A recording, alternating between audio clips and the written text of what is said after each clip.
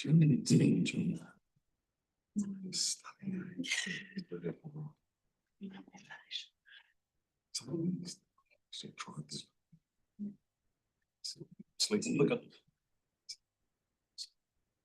right, we are good to go. So firstly, we will just stand for the karakia and then we'll get into the meeting.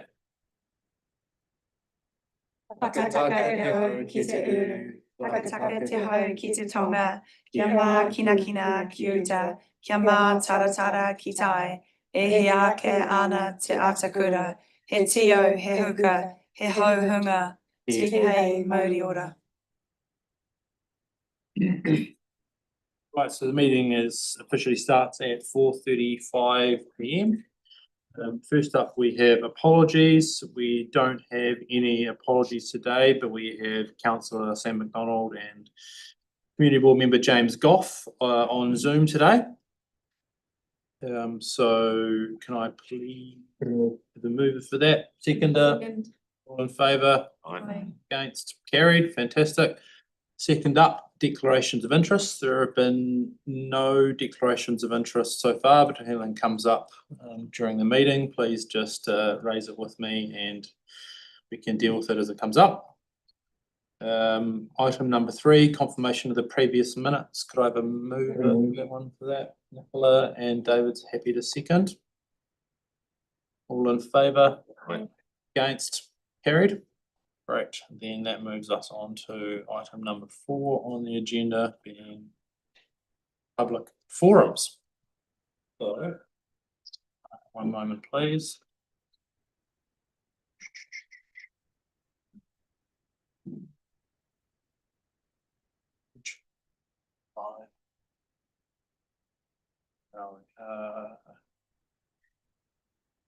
Yep.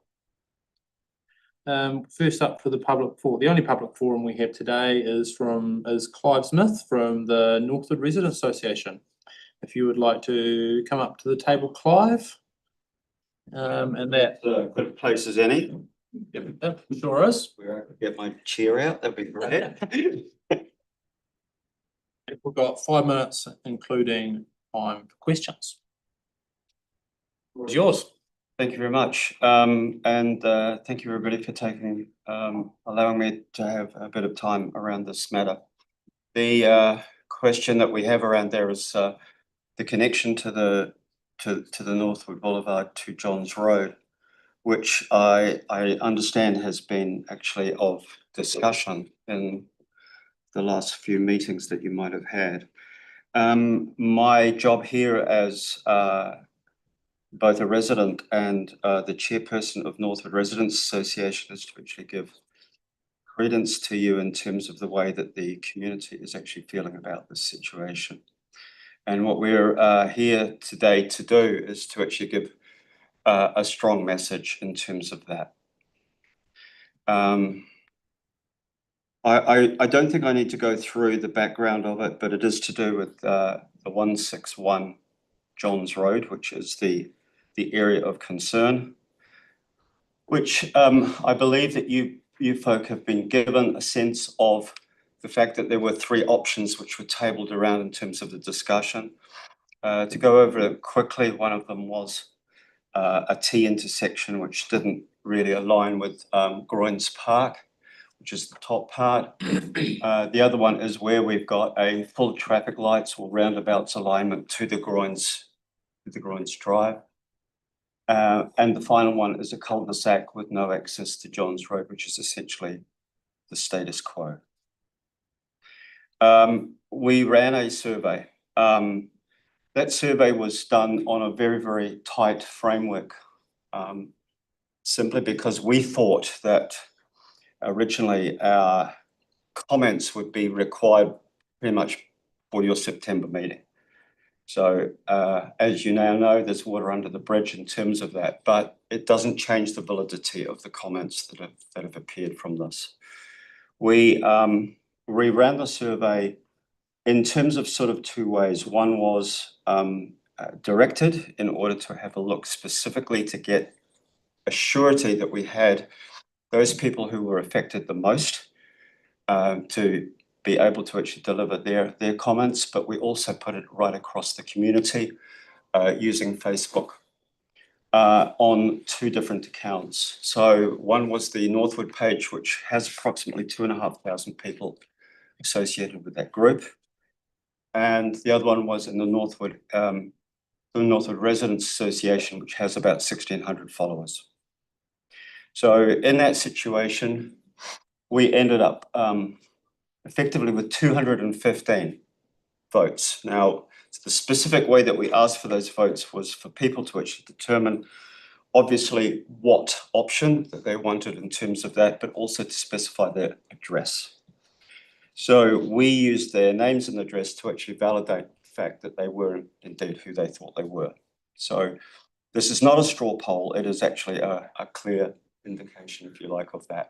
And as you can see from that, option C, which is the status quo in terms of the cul-de-sac option, came through clearly at around 68%. That is statistically significant. If you have a look, for instance, at those of you who sort of did stats in uni will understand effectively that it's got a pretty much around a 3% error associated with it.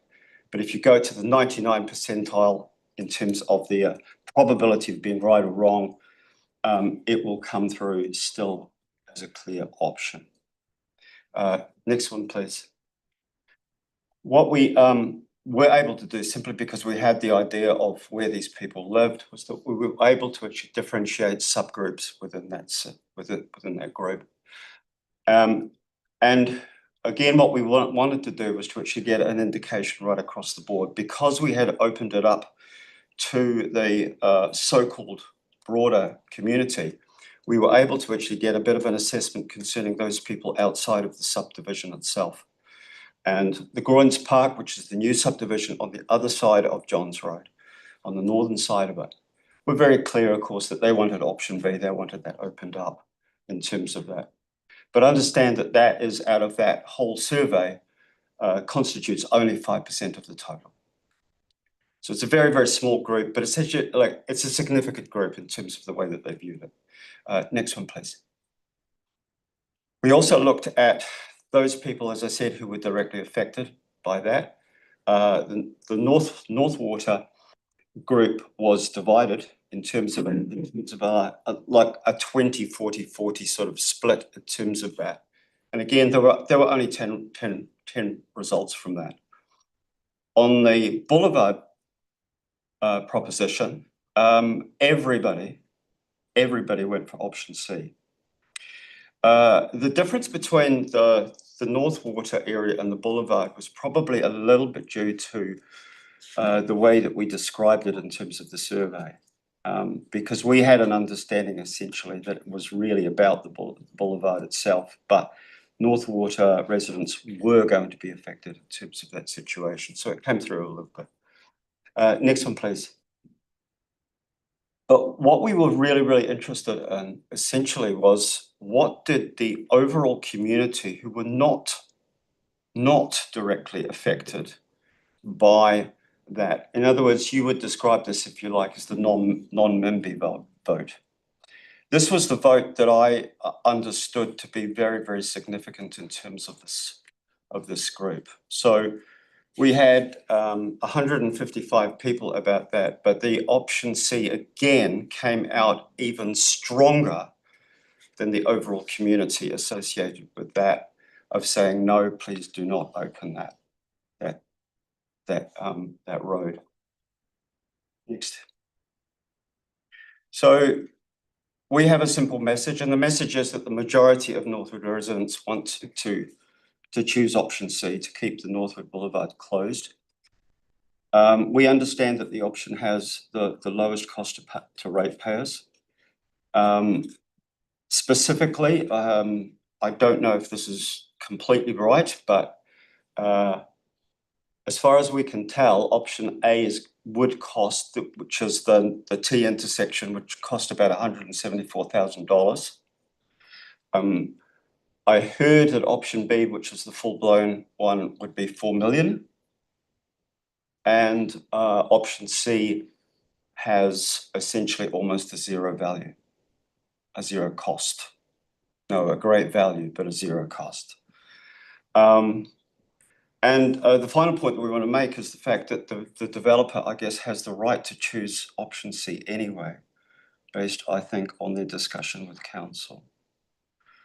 So that's all I wanted to say today. I would like to know if there is an update in terms of the understanding. If I can take something back to my community today, that would be really, really a great benefit to me and to all of us in that case. So I will leave it open to you. Thank you.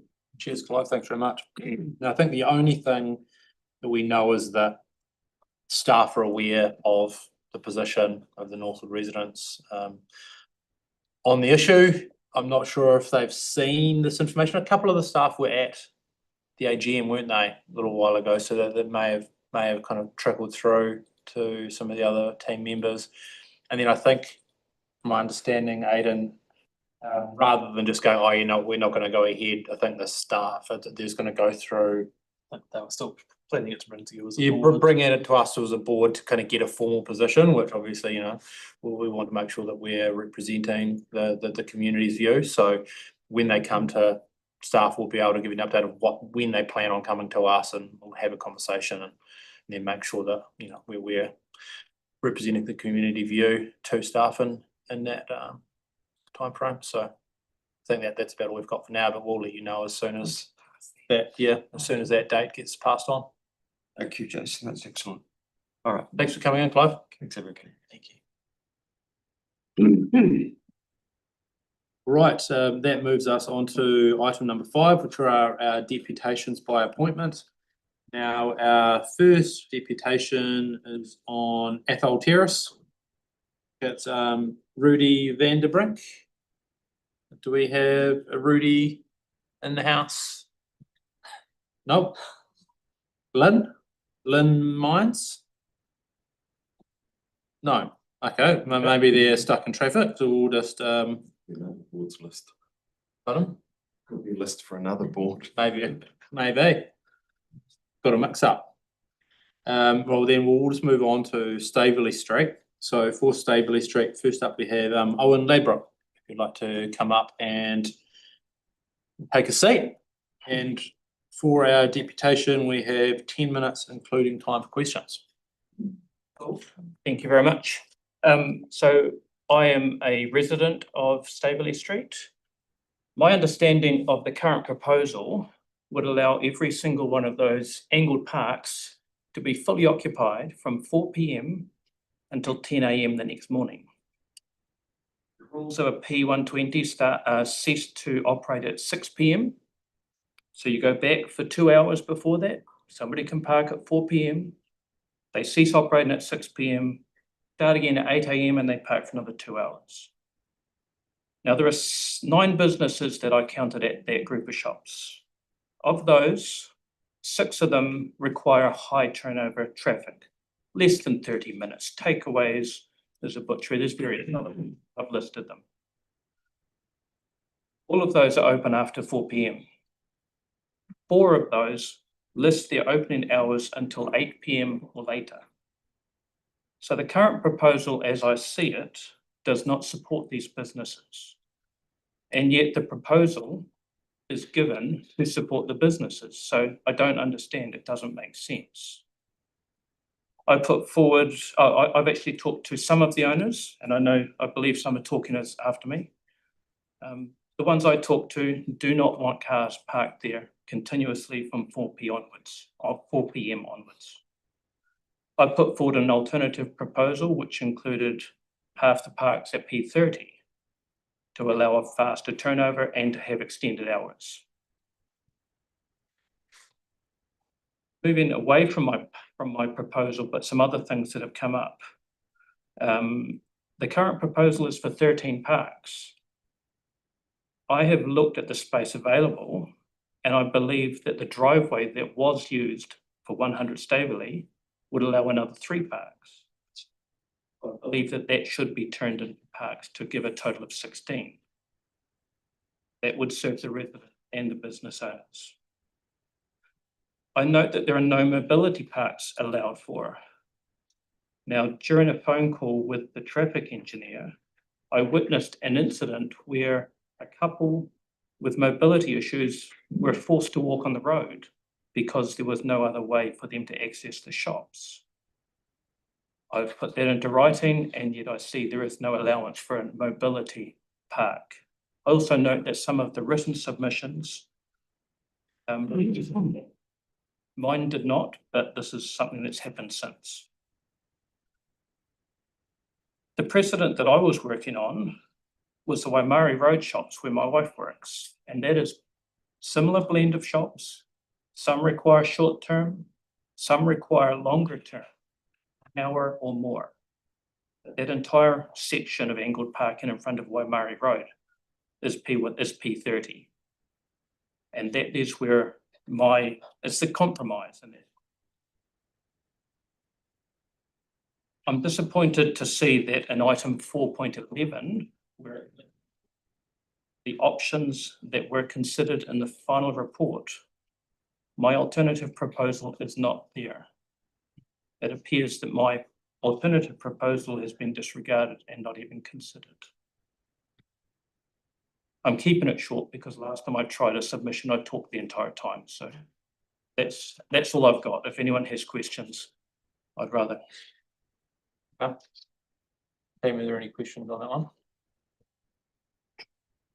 Yeah, I've got one, Jace, if that's okay. Yeah, Aaron, and then you, Sam. Oh, sorry. Yep. Yeah, so would you see it being satisfactory if half the car parks were P30 and half were, or what percentage split did you see in that? Well, I proposed half of them are P30 and the other half are P120, are not restricted at all. Because in my proposal, in my submission, I list the compromise. I identify the compromise where the businesses, those 6 businesses specifically, require high turnover. So they would actually want all of them to be P30. The residents and also some of the longer term shops don't want that. They want the parks to have longer restrictions or no restrictions. So I'm trying to find that compromise, find a balance so that there can be a high turnover section and then a more slower turnover, or my proposal was for permanent. I understand that there are other suggestions coming after me. Sam? Hey, yeah, thanks, Owen, and sorry I can't be there in person, and good to talk the other day. Hey, how would you feel in terms of if we looked at extending the hours on that till 8 p.m? So we did 8 a.m. till 8 p.m, but then, because I've sort of been reflecting on how you and I spoke about it, and whether we looked at sort of formally putting something in the resolutions that reviewed this whole setup in either 6 or 12 months, because that way we can see if, we can take on board the business stuff. But equally, if it's not working for the community, we can actually formally bring it back to the table. Would that be, sort of something you'd be interested in? Absolutely. So I think reviewing it in 6 months or 12 months, set a date, I think that is very good. We don't actually know how many cars are going to be added to the street parking due to this new development. We're all guessing. So I think it is very good to do that. I still think that we should have, I don't think the P120 is going to serve the businesses. But I'm not a business owner. As a resident, the longer cars can park there, the better it is for me, the less likely they will park. So if we got to a point where we could get the review in place, because I agree, you really want the building built and then to test out that impact and then look at extending it, because I take your point about the 4 o'clock in the afternoon.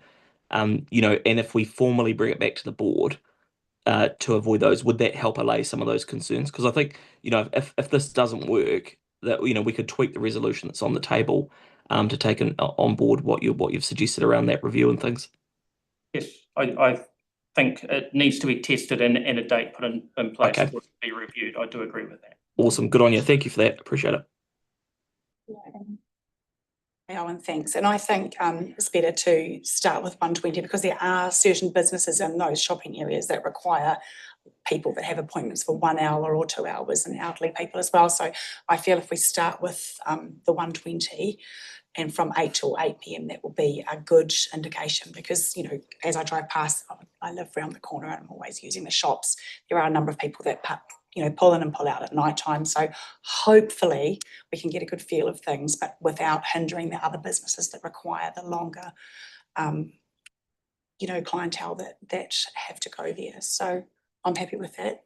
So just talking about that there, in my business owners that I have, and I'm not one, but it could be wrong. 2 of them would normally require about an hour. There's only one of them, which is the hairdresser, that would commonly go over an hour, commonly. Obviously, there's always exceptions. And the ones that require longer times are normally closing earlier. The ones that are open till 8 p.m. are the takeaways, the ones that require faster turnaround. So a P120 operating till 8 is kind of counterproductive in that regard. It doesn't protect those businesses. I think there's the bubble tea place, and that's open till 8 o'clock at night, and sometimes people are in there for an hour or more, myself included sometimes. And the podiatrist, I know people have appointments for longer than an hour as well. So just trying to accommodate everybody. And I guess that's the beauty. And Nicola, the review will pick that up, won't it?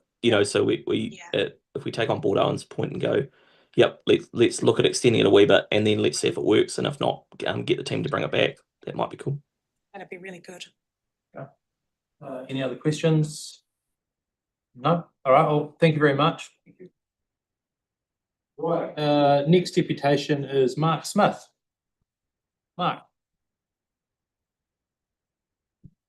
Well, you take a seat, and got 10 minutes, including time for questions. Hello again, Mark from Soulcare Podiatry. Is it okay if I read out 2 letters from 2 of the other businesses who weren't able to attend today? Yep. Because they couldn't leave their shops? No problem.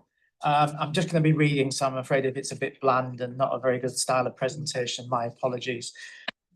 Thank you for your opportunity to speak today. I would like to express my support for a mixed parking time approach, specifically having half of the angled parking spaces designated as P120 and the other half as P30, with the restriction applying from 8 a.m. to 8 p.m.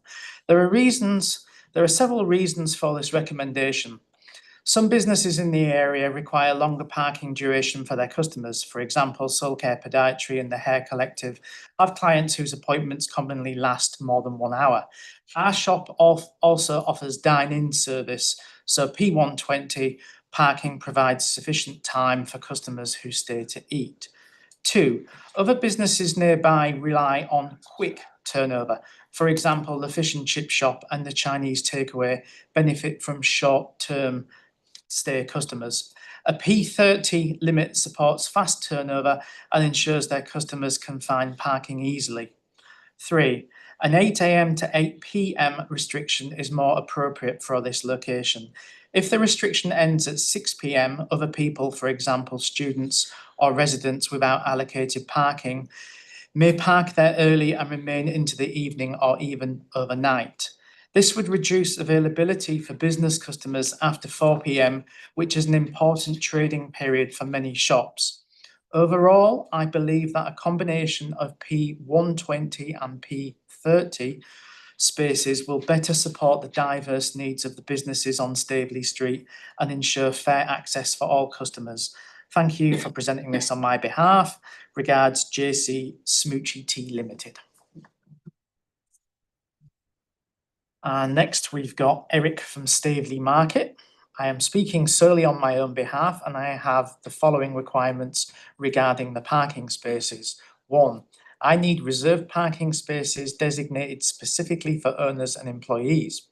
2, I need some time-limited parking spaces, perhaps 10 to 15 minutes, to prevent people from occupying them for long periods, which would make it difficult for my customers to park. Thank you. That was from Eric. So just to recap from me, I'm Mark from Soulcare Podiatry. I talked to you about 6 months ago and raised concerns about the 24-bed student accommodation that's going up next door to us. The students don't move in till approximately January or February, but we're already starting to see some early effects from the construction tradesmen who are filling the shopfront parks during the day, reducing availability for customers for all of the businesses. At the same time, the safe drop-off zone, which was the unofficial area between the two sites, that elderly and disabled patients relied on between the two, has been blocked off completely by the building works, with no replacement access provided. This has also heavily impacted on our near neighbours who used the area for loading and unloading of goods, and is now causing a safety concern as the occasional van will drive up the footpath right outside my door where elderly and disabled people are coming in and out of the shop. And unfortunately, the drivers feel that they're being forced to do that, which is causing some friction, unfortunately. There are current safety risks for elderly and disabled patients. Because there is no lowered curb from the 60-degree parking spaces and the spaces are narrow, patients often have to step out directly into the live traffic lane. Many have to walk behind parked cars. They must continue down the road to the next dropped curb. A patient of mine, I won't tell you his name, has already had a wee little trip and a bit of an accident on getting over the curb with his walker. This is not a retail preference, it is a clear accessibility and public safety issue affecting some of the most vulnerable residents in the area. 3, parking restriction framework. Council initially proposed a full 120-minute restriction from 9 AM to 5 PM. I support the intent and acknowledge it will benefit the hairdresser and bubble tea cafe next door. However, I also recognise that the 2 takeaway shops, the Filipino grocery store and the dairy, rely on quick parking spaces and evening turnover, particularly between 5 PM and 8 PM. Their request, which will be coming, will be supported by me that if they ask for restrictions between 9 AM and 8 PM, not just till 5 PM. This ensures that the parking system supports all businesses across the entire trading day. Longer term for ourselves, the hairdresser and cafe, shorter term for the dairy, takeaways, grocery store and butchery. My position on the hybrid model, 30 minutes and 120 minutes. The takeaway owners are going to make a suggestion to you that perhaps there's a hybrid and the parking spaces, some are 30 minutes, some are 120. I'd support that split because I think it represents all the businesses the best that it can. It gives the takeaways a quick turnover that they need in the evenings. It preserves enough longer stays parking for my customers, for the hairdresser, for Smoochy Tea. It hopefully prevents all-day parking from future student residents, and it shares the parking resource fairly across all 9 businesses that rely on it. I think it's the most workable compromise. Regardless of how the parking is structured, I still feel though there is a big safety issue. I really would like to request a single mobility parking bay somewhere out there with a dropped curb. This would greatly improve accessibility and reduce the risk of vulnerable patients falling or stepping out into traffic. I believe it's a small, low-cost intervention with high community value. It supports the older residents, wheelchair users and people with reduced mobility, not just my business. So today I'm asking you if you would consider, rather than 120 across the board, a 50-50 split, 120 minutes and 30 minutes, with parking restrictions 9 AM till 8 PM to protect the takeaways, to potentially install 1 mobility parking space with a drop curb, and to review the situation, as Owen had mentioned there, in the future. To make this small community shopping centre safe and functional, a 50-50 split, I think, is the way to go. Thank you, that's all I'm going to say today. Any questions for anyone on that one? No, fantastic, that was very clear. Thank you very much for coming in. Thank you very much for your time. Thank you. Right, so with that, we have our next deputation, which is Sarah Zhen.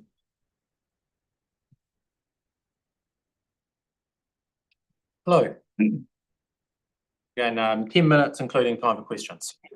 Good afternoon, members of the council board. My name is Sarah and I'm one of the owners of Stabley Fish and Chips shops. I would to propose outside the shops allocated like half of the parking um 30 minutes and the other half like 120, if that's possible, like from 5 to 8, if that's possible. Because usually I'm like busy around like 5 to like closing time, and it will fix the business around us. I think that's it. Good afternoon. My name's Sarah. I'm the owner of Stable Fish and Chip Shop. I would like to propose outside my shop. I would like to allocate 5 of the 13 car parks outside Stable Street shops for park for 30 minutes, which I find that my busiest time usually 5 till closing time, is I find the car park restriction time finishes at 5, which affects my business and also the dairy and even here takeaways.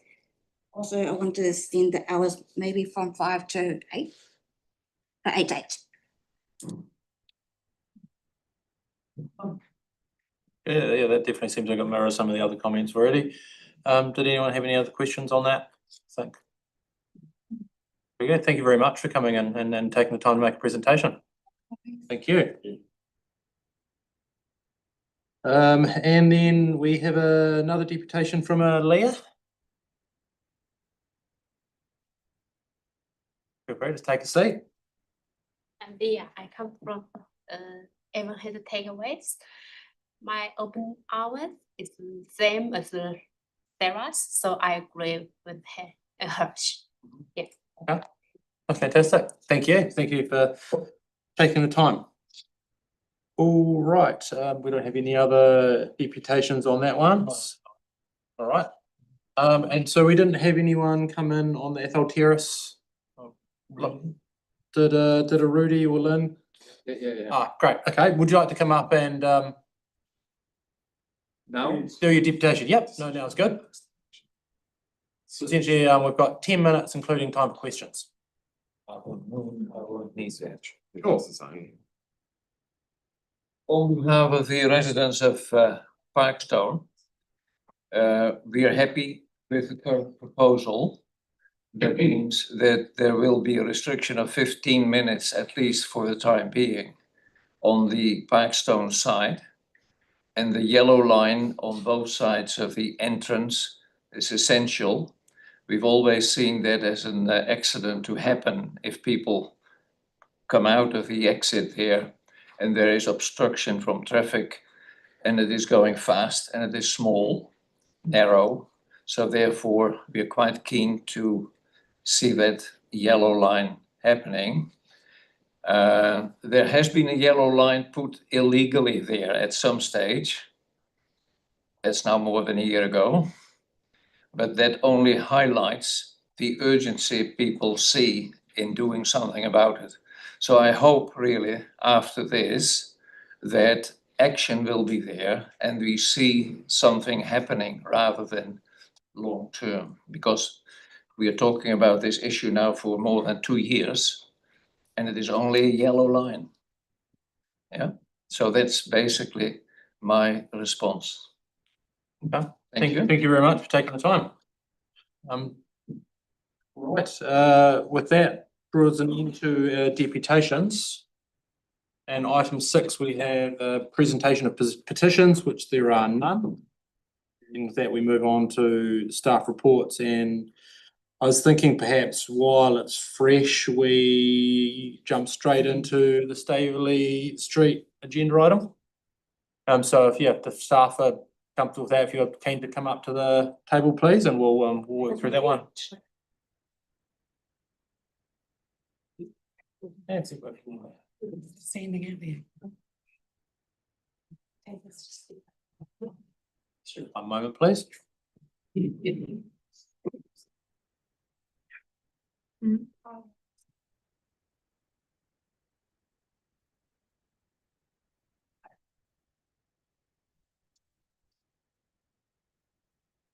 See it.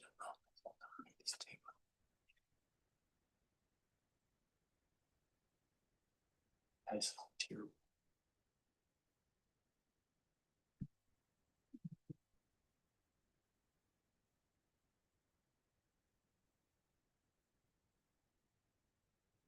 She's running down the street after them. Oh, they're gone. We've got it. They had restricted parking. So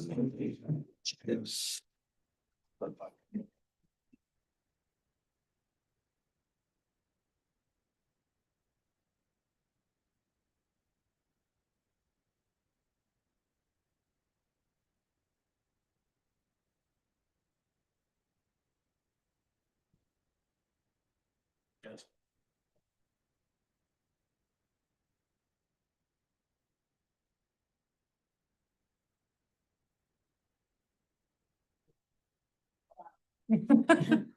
All right, let's crack on. Good evening, everyone. So this report is to request community board's approval to apply P120 restrictions and the angled on-street spaces outside 104 Staveley Street. So as we are aware, we have multiple businesses operating from 104 Staveley Street. And previously, customers of the businesses used to park in the vacant section nearby, which is 100 Staveley Street. Now, residential development is under construction at that location. So which means the customers are forced to rely on the nearby on-street spaces. And this coupled with the fact that the future residents could also be using nearby on-street spaces for a longer duration. So in order to increase turnover and ensure that customers have parking spaces in close proximity, we recommend introducing P120 restrictions in the angle spaces just outside the shops.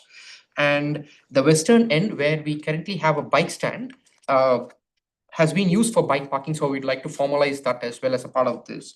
So before this, as part of this proposal, we did informally consult with the business owners, where one of the business owners offered to check with their fellow other business owners as well. And initially they were happy with the proposed restrictions. And we did formal consultation after that, where we sent the letters and plans to all the nearby residents and the business owners again as well.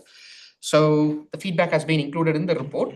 There were, as we just listened, there were some feedback about additional extents of timed parking restrictions. And also there was some feedback which came in after the consultation period regarding lower time limits as well. But based on the general feedback we received from business owners earlier during the consultation period, we thought it could be a good way forward to check how these restrictions work before we make any changes in the future.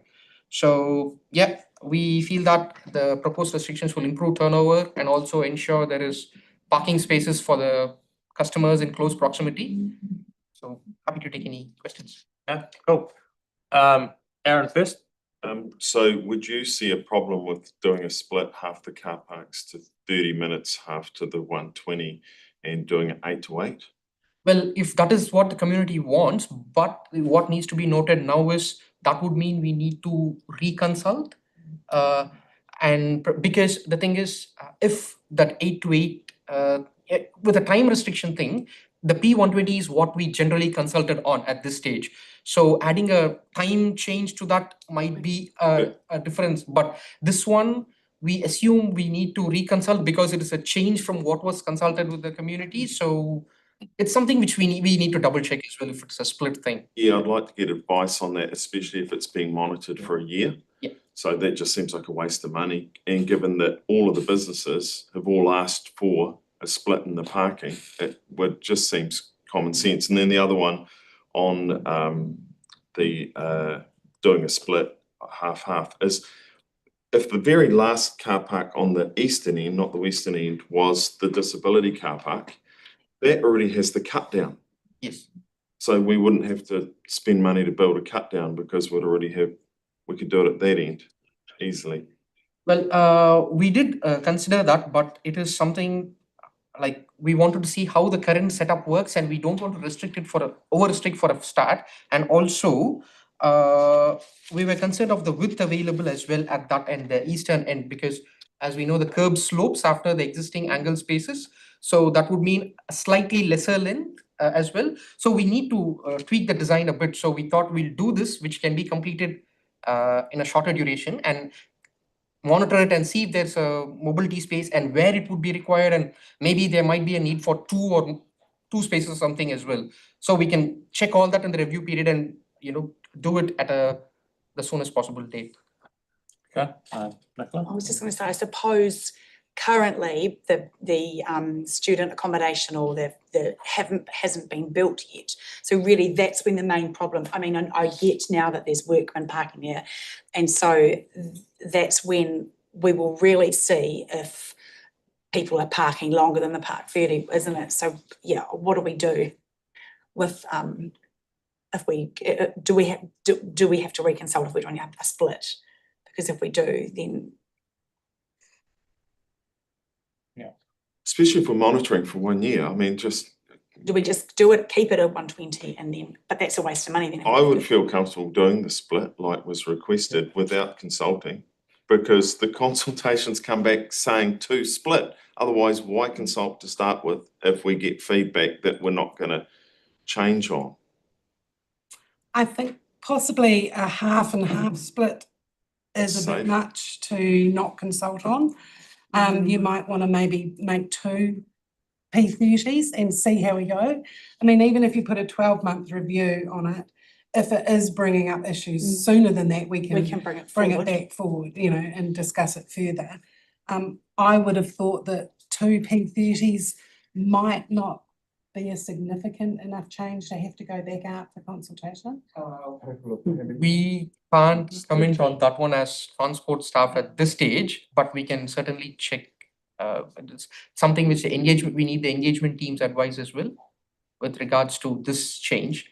Because as we just spoke, the time change, it is like, we consulted on a P120. So it is not a major change that we would be doing. Time, all right. Yeah, so When we consult, we take into account the fact there may be changes following the feedback from that consultation. yeah, I mean, as I had indicated we had indicated in the report as well, there was the feedback for a split didn't come during the consultation period. Obviously, there was a Came after. it came after the thing, like from the businesses for various reasons. So otherwise, like if had we received it during the consultation period, we could have sorted that out prior to the. Did anyone suggest 30-minute parking during the consultation? We did during the consultation. We did receive one, but it was just half P30 and half unrestricted, which there was a negative feedback from one of the business owners as well. So we have had feedback for P30. P30 for half and half unrestricted. So why do we have to go back to consult if there was brought up during the consultation? Can we not make a decision based on feedback that we've had during the consultation?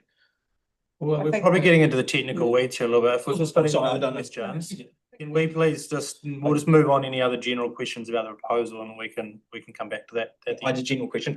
In terms of extending more car parks, there was an issue with line of sight, etc. Was there putting in more angled car parks out in front of where the new?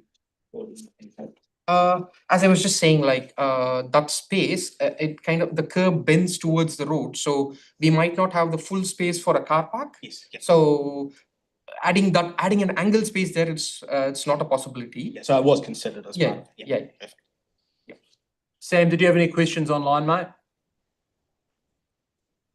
No, I didn't, but I'd probably take Mary Ann's lead, which is if we're going to chuck, maybe a couple in, as long as it's subject to the review, I can't really see it being an issue, but I'm keen to not have to go and reconsult over car parking in Staveley Street. Given the significance to the city, it would not seem like the most prudent use of money or time. Okay. A question from me.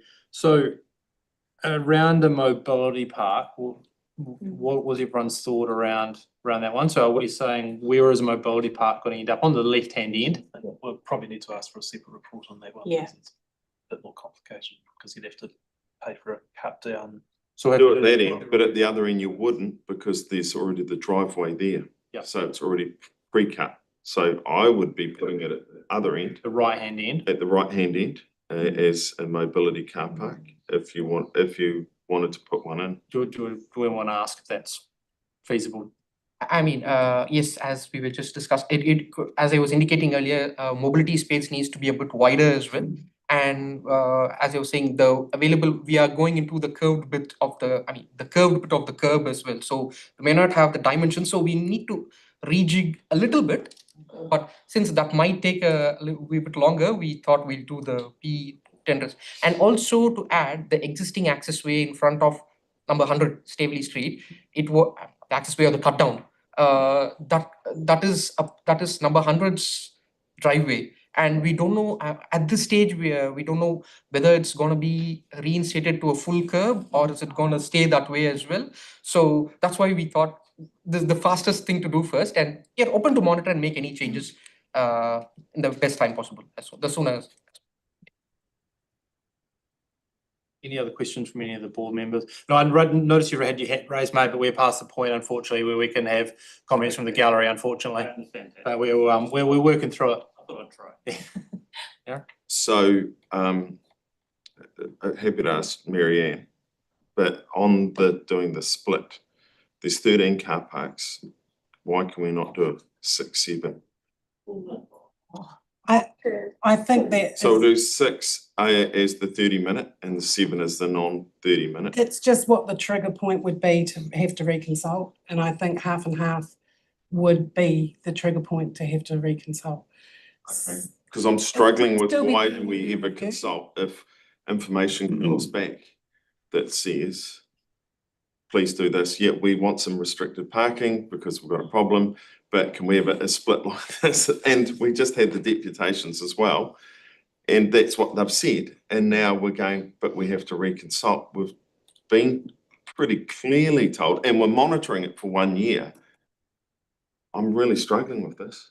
Can I suggest, David, how about you go first? A question perhaps, in the consultation, did anybody strongly advocate not for a split? We did receive some feedback about not having any restrictions at all. Yep. And From who? the nearby residents actually. So Residents. one resident. Right. So if we were to take that as opposed to looking at it from the positive, but from the negative, nobody's advocated to us that we shouldn't do it. So just to be clear with the consultation, we do have to be very careful about what we're asking. Yep. So we didn't ask people about a split.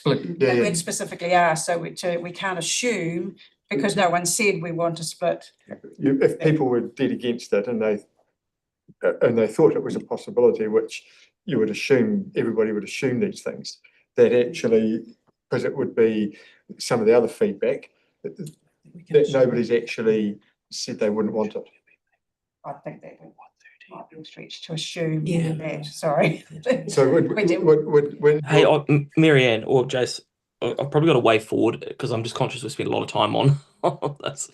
I mean, could we implement 8 till 8, the 120, and just ask for a bit of advice to come back in February around the ability to put in a couple of 30-minute car parks so we can just slightly tweak it in February. I'm just conscious that I don't think we're going to get anywhere. Sam, to speed that up, could we just run the gambit and say we approve 3 or 4 and see what happens, and then if that comes back, then we review it in February? So we approve it and they either green light it, or we come back in February because they say we need to do X, Y, Or and Z. maybe just word it so you do 3 or 4 or however you want, and then the backstop is that if the viewers need to go and reconsult, just implement 120s, and then it'll get picked up in the review. I just think it ideally doesn't come back, and we just need to make a decision. Yep. Or it's less than a third, so that is not Good enough significant. argument. Let's just start. Should we? Are we Yeah, comfortable so to start? I'll move 4 30 minutes and the rest 120s. Or under a third. It's not that I don't think 4 is needed at 30. I think it's a great idea, but it's whether the process allows us to make that call Yeah. today. That's my only concern, is that I would Happy to hate end up on the front page of Back in any February newspaper anyway, for this then. one. Actually, so let's give it a crack, Aaron. Give it a crack. Unless anyone's particularly uncomfortable around the table. And then we'll have to have a crack at the consultation process if that fails, because if 4 out of 13 car parks can't be 30-minute when people are asking for it, Well, yeah, but we're what if broken. 120s are fine too, Yeah. We don't know. I'll second Aaron's. Yeah. Okay. 8 to 8. All right. Shall we? So that motion was for 4 P30s. P30s. Yep. 4 P30s. The rest are 120s, 8 to 8. Yeah, and then That's our trial. That's not And if that does breach the threshold, and we. I've just, Lynette Ellis is just next door. Should I pop out and ask her? Feel free, yep, absolutely, yeah, in case she pulls a red card, then happy to hear from Lynette. Was that strategic? Was that strategic? Was that? She's just waiting in the wings. She's coming for This is a storm detector. Yeah, she's gone, it's Lynette. So Lynette might know a particular rule, she might go, no, you can't because of this and that. Let's just give it an extra couple of minutes just to make sure, so we don't have to come back in February if possible. Oh, Jason, are we going to move on and do? I'm just conscious we've got the tree one, which should just get rubber stamped. Yeah, and we've got people in the gallery. Are we going to move on?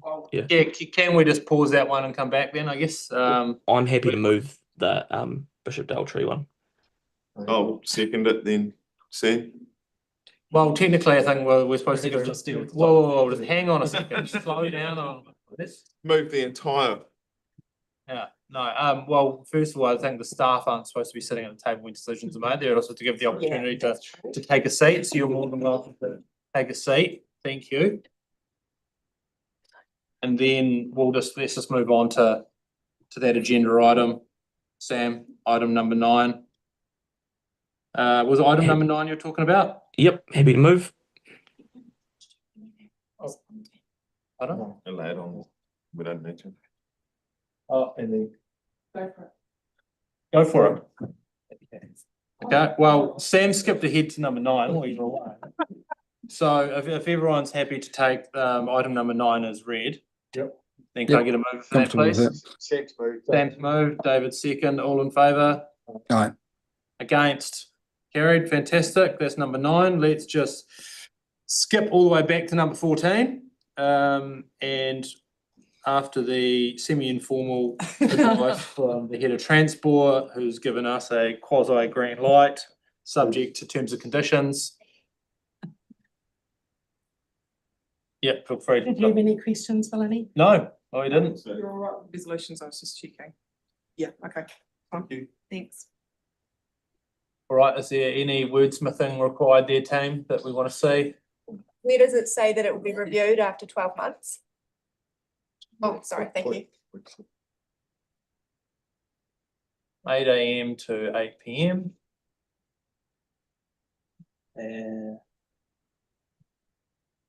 What we're just trying to achieve here, just so people have lost where we're at after skipping around, is we're looking to change the resolution to be between 8 AM and 8 PM as requested by residents, and we are going with 4 30-minute parks for the trial period, just to make sure we've got some in there. And then again, we will review that in 12 months. And if that's not working, then we can look to extend or make some tweaks. And then the rest of them will be 120. So hopefully that covers off. That what goes where is at the discretion of staff, because that's not relevant, is it? So where the P30 goes is. Where the P30s go, are we? They would be at the. On the western end. The preference would probably Yeah, be. it was right outside the takeaways, makes sense. Bicycle. bicycle. Yeah. And are we investigating the mobility park or? Yeah, if that can be in there as Can well. it be put in there or? To be brought back. To be brought back. Yeah. Okay. In the new year. Because once we find out that other end, it might simple to do it there, might not be, might go to the bicycle end, whichever, but I'll work it out.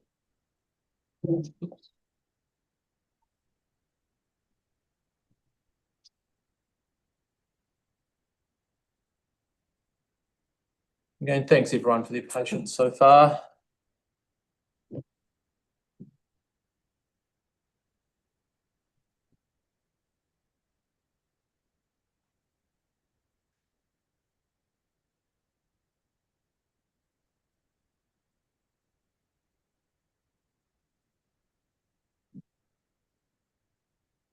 Okay.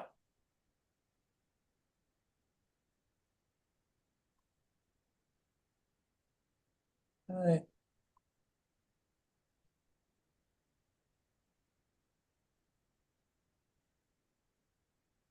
Seems reasonable. Is everyone happy with that?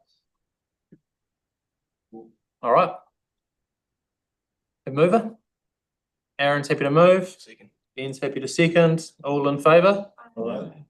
Against? Carried. Thank you very much, everybody. Thank you for your patience on that one. And hopefully that gets us the result for the community that we want, and if not, then we can review it. See it in the review. Yep, we'll see it in the review. Fantastic. Right, moving on from that one, we will skip back to the standard order of the reports here. Item number 7 being the proposed road name. Don't think that's stuff. It's too. Big pardon? I don't think that's stuff. We don't have staff for these two. Move. Right, we'll take the item number 7 as read, unless there are any specific questions on that one. No. Aaron has moved and David to second. All in favour? Against? Carried. Fantastic. Item number 8, same deal. We'll take that one as read. It's relatively simple. Naming for a new road. Happy to move, Bridget. Yep. Nicola to second. All in favour? Against? Carried. Fantastic. We've already done item number 9. We'll move on to item number 10, being the Community Parks Rolling Renewal Program. Righty, we got you online. Yeah, I'm here. Floor is yours. Cool. Thank you very much. You might remember the end of the last term. I came around my annual trip to talk about our rolling renewal program for community parks. This is where we come through and we renew assets like hard surfaces, playgrounds, green assets, all our gardens. So we ran through what it is and what it isn't, and put the program to you all, and you each had about a month or so to bring forward any changes or any amendments that you'd like made to the plan. So for you guys, we just had a couple. We had, I can find my report, sorry, having a few technical mishaps here.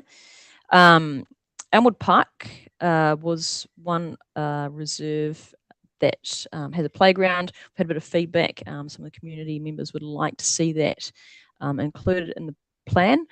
So we've put that out into FY29. We did a bit of a condition assessment on it. Some of the assets are older and do need to be renewed, but overall the condition isn't terrible. So that's why it's sitting a bit further out in the program at FY29. And because we've put it out that far, it means it hasn't impacted the rest of the program. So we haven't had to look for another playground to be pushed back to accommodate that change.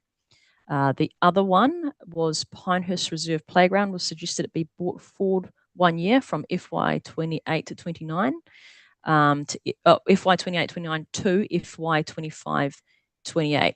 So to accommodate that, we've pushed back Ashgrove Reserve in the play spaces renewal.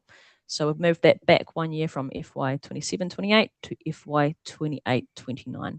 So those are the only changes for you. So that plan that's attached to the report reflects those changes. So the recommendation is from staff is to adopt that plan. Happy to take any questions. Thank you. Any questions for anyone on that one? Yeah, just me, Jason. Yep. Yeah, just wondering, and thanks for that, Bridie. I just wonder how difficult it would be, and you probably know where I'm going to go with this, with Elmwood. I think, that's been quite contentious, I guess. And, we've had a lot of interest from the local community. It's a well-used playground. There was petitions and presentations done, through the annual plan process at council. I guess it leads me, to the position where, we're a community board that exists to, advocate for our local community. And in terms of the feeling from that community, it seems locally a really high priority. How difficult would it be to be able to look a bit closer at that and see if we could bring something forward for that? Because, out of all my years on community board, that was one that's the call was pretty loud to try and do something with that, and I feel that we'd be remiss not to take that on board, and 2029 just seems too long to me, based on the feedback that we've had from the community. Yeah, no, it's a good point. I spoke to the chap who made the deputation, I forget his name, sorry. We sort of spoke through how we could go about it, because the problem, well, not the problem, one of the features of that playground is it's quite large. Most of our playgrounds are considered to be neighbourhood playgrounds, where they cost about sort of 90 to 110, 120K to renew or replace. Because this one's considered a community playground, it's that much bigger. So we're just trying to find a bit more money for it. That's why it's pushed out reasonably far. But what we can do is it just allows us another year to get our ducks in a row and see if there's actually any other funding streams that we could tap into to help with bring that renewal forward. So what we could do is when I come back in 6 months' time, look at it again and bring it forward in the program then once we've had a chance to see if we can get some more funding. Okay, that's a really good answer, Bridie. And, I'd like to say that we're a pretty pragmatic board. I think it sounds a sensible way forward. If you can take that on board, that there is a desire to try and find a way to expedite something there, and then trust your judgment in the process, and we'll hear from you in 6 months. But, I'd really be keen to see if we could look at doing something there if at all possible. But understand the comments you made and appreciate it. Sure, noted. Thank you. Any other questions? All right, can we get a mover for that one? Can we move? David, happy to move. Ben's happy to. Lucy's happy to second. All in favour? Right. Against? Carried. Fantastic. Thank you very much, Bridie. Thank you. Bye. That moves us on to item number 11. The dedication of local purpose reserve road 3, Tulloch Park Drive. Presenter we have Angus. Yeah, is there anything specific you wanted to raise, Angus, or just want to take the presentation as read? No, take it as read. No, it's really. Did anyone have any? Did anyone have any specific questions on that one? And I found it Angus very compelling. So. Sorry. Fantastic. All right. Could I get a mover for that one, please? Aaron. And get a seconder, David. All in favour? Right. Against? Carried. Fantastic. Have a good evening. Thank you very much, Angus. Item number 12, Athol Terrace, proposed no stopping restrictions. Andrew Hensley.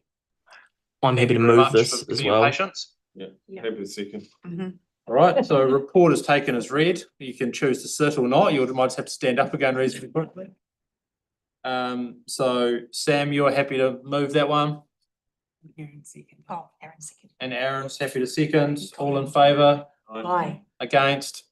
Carried. Fantastic. Thank you very much. Item number 13, Clyde Road parking restrictions, Jack Halliday. And Ashley. Welcome, team.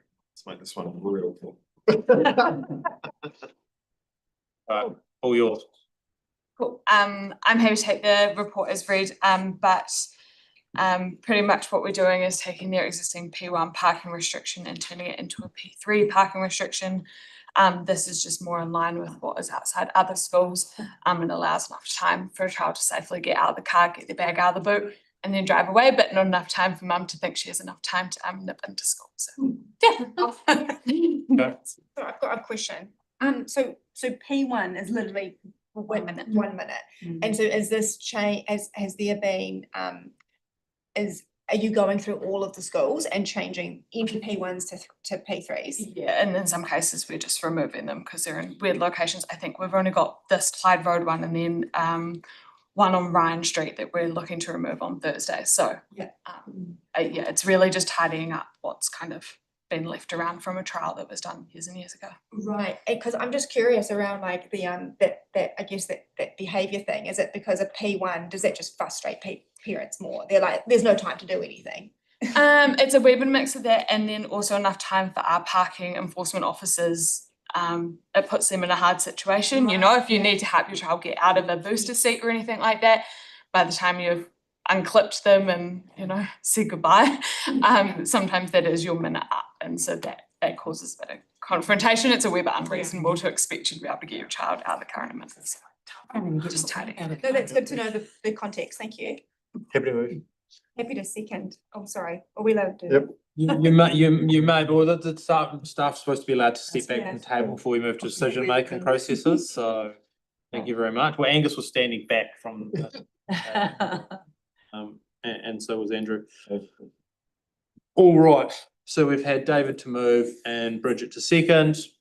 All in favour? Aye. Against? Carried. Fantastic. Thank you very much. And with that, we move on to item number 15, Better Off Fund applications. Natalie and Lisa.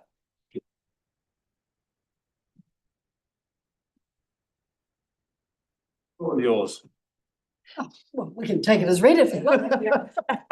Why not? Right, are there any questions for anyone on those applications? No. No?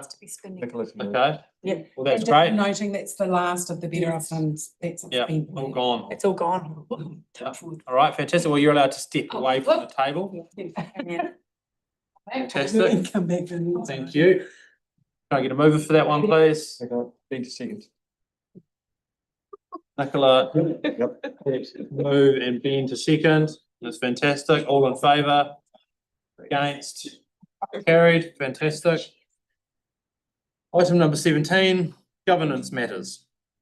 Aidan. No, 16. Oh, 16, sorry, skipped one. Well, I've been jumping around today, so you can't blame me too much. Oh. Discretionary response funds. Yep, and we have 3 of them being for Burnside Squash, St Margaret's Church and Yalhurst School. Happy to move. 5 applications, but 3 staff.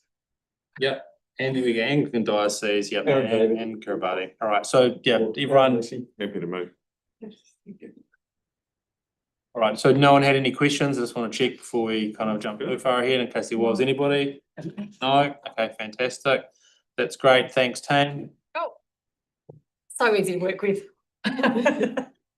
It's all right. We suggested to Mary that you guys all get swapped around different boards for a year, just see what it feels like to. Yeah. We're gonna, Mary Ann, you're going to. Who is moving? Can I get a mover for that one, please? Aaron, Lucy. Number 16? Move, yes. Be happy to second that. Bridget, thank you very much for seconding that one. I think Lucy would be too. Had you already noted Lucy down, had you? Oh, okay. All right. So unfortunately, Bridget. You can do governance matters. All in favour? Aye. Against? Carried. Fantastic. Right, now moving on to item number 17, being governance matters. Aidan. Okay, so a few things here. So this adopts your meeting schedule for the term. So most of our formal meetings are now going to be on the 3rd Monday of the month. Except for December, I appreciate the 3rd Monday of December. And we'll swap it around for the information sessions will now be earlier in the month instead. Or after a board. Yeah, after a board meeting is required, yes. Well, that reduces our carbon footprint. We'll schedule a couple of school principals meetings a year. We're probably going to look to do one about March to get that started. And so the other thing is I just need some names. So first up, Chair, if you agree to establish a submissions committee, who you want to be the chair and the deputy? Submissions committee. Let's leave that one to last. Let's just run through the other ones. Yeah, we can run through the other ones first. So Riccarton Bush Trust, one person. So I think. Me, Nicola, yes. Nicola's going to. I will, yes. Nominate Nicola for that one. Airport Noise Liaison Committee. So we need 2 for airport noise. Was going to be Nicola and Lucy. Keep Christchurch Beautiful Committee was going to be Bridget and Lucy. The Clean Institute was going to be Ben. Did you want to stay? Yeah, I can stay. I've already been working with them on this. It's fine with me. Or you come with me. For this Thursday, they've just got the AGM, some notes to approve. I'm happy if you're on it and you want to stay on it, I'm more than happy with that. You're on regular. We're aware that you've just picked up council appointees as well. It was semi in the agenda last week in council. So I'll do it for 12 months, then flick it to you. Great, works for me. Cool. Sure, and then the Waimāero here, Cuss River Rating District Liaison Committee. Did you want that one, Ben, or did you? No, you stick with it, Jason. Right, I love a good stock bank. Right, and then that moves us to the last one being the chair and deputy of submissions committee. What do we think about the submissions committee? Do we want to continue doing a submissions committee? Because what generally, I feel like we can whip through submissions relatively quickly online. I'm just after kind of reflecting on it in the last term or so. So what I've got. What are our options there? I've got a provision here for you to just do it online by email and just do the meetings for Yeah, in person. I'm comfortable with that approach if everyone else is as well. Like you've kind of been part of it as well now. Nicola, you comfortable with that? Yep. So how I've done it is whoever you make your submissions committee chair would kind of be the one to lead that. To lead that email. To lead that email discussion. Or if whoever that is isn't available, then Jason is the two I see. The two I see. Yeah. Right, so who is going to be it? The chair? We didn't actually, we haven't actually talked about that one too much. Does anyone want to nominate themselves for the chair? Is that you, David? Sorry, I genuinely had a scratch. I saw it. Cannot be a councillor. Cannot be a councillor.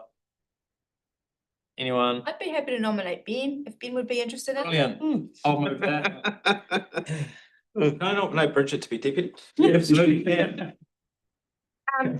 Can I Yes, say? pass. Yeah, sure. That is, oh, look, Ben, if you don't want to do it, that's No, fine. that's It's just, absolutely I don't actually think I have the capacity to be deputy.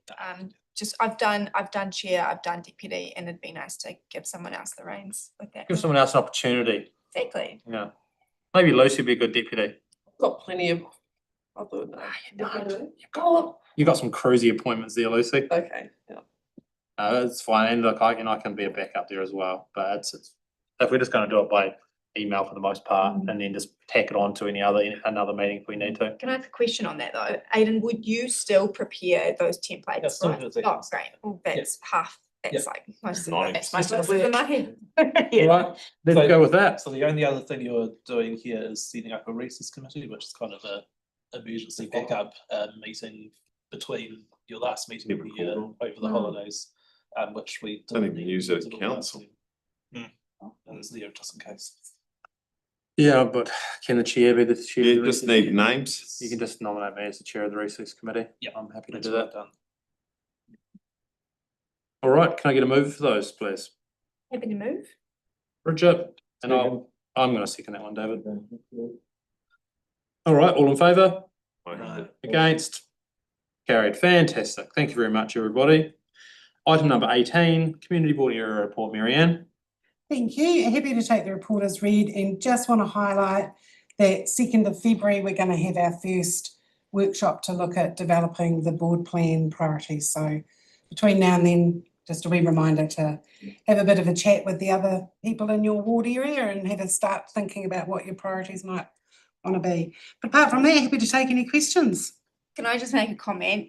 Sorry, just to say that the Fendalton-Waimairi-Harewood Youth Hui, amazing. Like I just feel like that was some really rich content that came out of that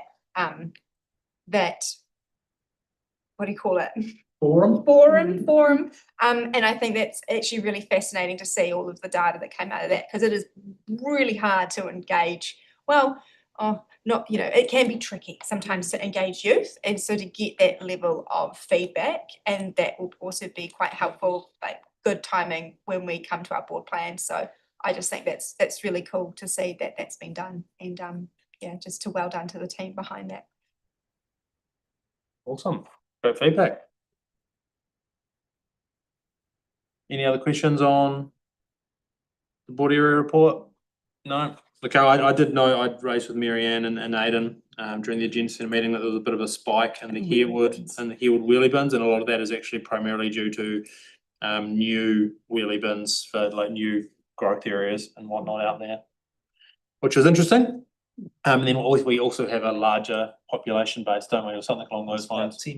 About 15% more households. Yeah, so slightly more households is one of the reasons why we have a spike, and then also just the developments going on out the back out there and all the new houses popping up. That's why we've got the surge there, if anyone was curious. Right, with that, we move on to, actually, can I get a mover for that one, please? David to move, Ben to second. Fantastic. All in favour? Aye. Against? Carried. Item number 19, elected members information exchange. Has anyone got anything to share? I just like to say that Lucy and I both attended the Keep Christchurch Beautiful School Awards. SEEP Awards. Yep. Not a massive turnout when it came to the schools being present, but a lot of work went into it, and yeah, checked out some schools. And they're doing some great work with the environment. Yes. Awesome. Yeah, Nicola? I'd just like to put it out there, are we going to do a Christmas function? Oh. Which one? Oh, no, sorry. We should do a Christmas function anyway, but later, but no. Yes, Bridget, Lucy, Aaron, who else came? Jason wasn't there. Quiz. Ben was there. We were all there at the wonderful Christmas function at Bishopdale. And the food was amazing, the turnout was amazing, and it was really good especially probably for Ben and Lucy to connect with a lot of people from their ward. And I really want to say thank you to the staff for their hard work. Honestly, it was absolutely perfect. So thank you very much. The quiz. Oh, the quiz was great. I'm sure somebody cheated, but Couple of questions. there were a couple of no. It was really good, and I think that's those particular functions. They really show our community and how we all support one another. So yeah, thank you so much, and I'm looking forward to next year's one. Sorry. Right. Come really quickly. Yeah. All right, if there is nothing else, we have a Part B reminder. Being that CSRs don't need to be raised here. Members can report these themselves to the call centre or use Snap Send Solve, and then email any requests for advice to Aidan after the meeting. So obviously we don't need to raise those items as I guess points on the agenda or in the meeting minutes, but yeah, usually again my experience is it's Snaps and Solve stuff. If you get a resident saying I've tried calling the call centre, Snaps and Solving, I'm not getting anywhere, then we just either take the ticket reference or just raise the request ourselves through Aidan at that point and see if we can bypass whatever was causing them to get stuck, and that generally seems to be a good approach to take. So just a wee reminder there for everyone. All right, with that, we need to move and second the electronic information exchange. We don't, do we? All right, I think we are at that time where we can stand for the closing karakia and close the meeting. So what do I have to say our briefing? Unuhia, unuhia, unuhia ki te uru tapanui, kia wātea, kia mama, te nākau, te tinana, te wairoa I te ara takata. Koi ara e rongo, whakakairea ake ki runga, kia tina, kuie, tai. With that, we declare the meeting closed at 5:52 PM with a wee workshop or break and comfort. If anyone needs a comfort break, you're more than welcome to take one now. I think there's about 10 staff next door coming through. So you might need one. Thanks very much. How long do we think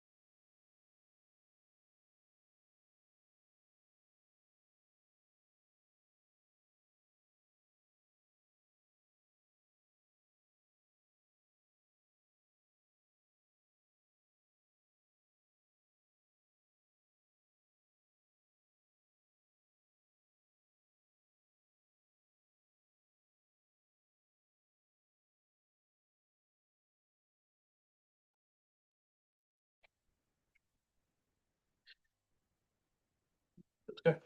Right, so we'll just open this briefing, so just for anyone on the live stream so they're aware, it's a information session. Yep, on the North West Water and Transport Upgrade Program. So thank you very much, team, for coming in. The floor is yours. Thanks very much. My name's Rod Wearty. I'm the wastewater delivery team leader, program manager with the Three Waters unit in council. I've got some colleagues with me here today to take you through the presentation. I'll just ask them to quickly introduce themselves before we go through the presentation. So I'm Sharon O'Neill. I'm the program manager for the Transport Capital Program. Tēnā koutou katoa, ko Aviva Sensei toko ingoa. I'm the engagement lead for the early engagement activities. Tēnā koutou katoa, ko Nikki Douglas toko ingoa. I'm with the strategic communications team and I'm supporting this project. Thanks. So we're here today to talk to you about the Northwest Water and Transport package that we're going to be doing up and sort of around the Northlands area and parts of Wairaki Road over the next sort of around two years. We've been collaborating with both Three Waters and Transport to try and reduce the level of impact we have on our communities when we go through and do this work.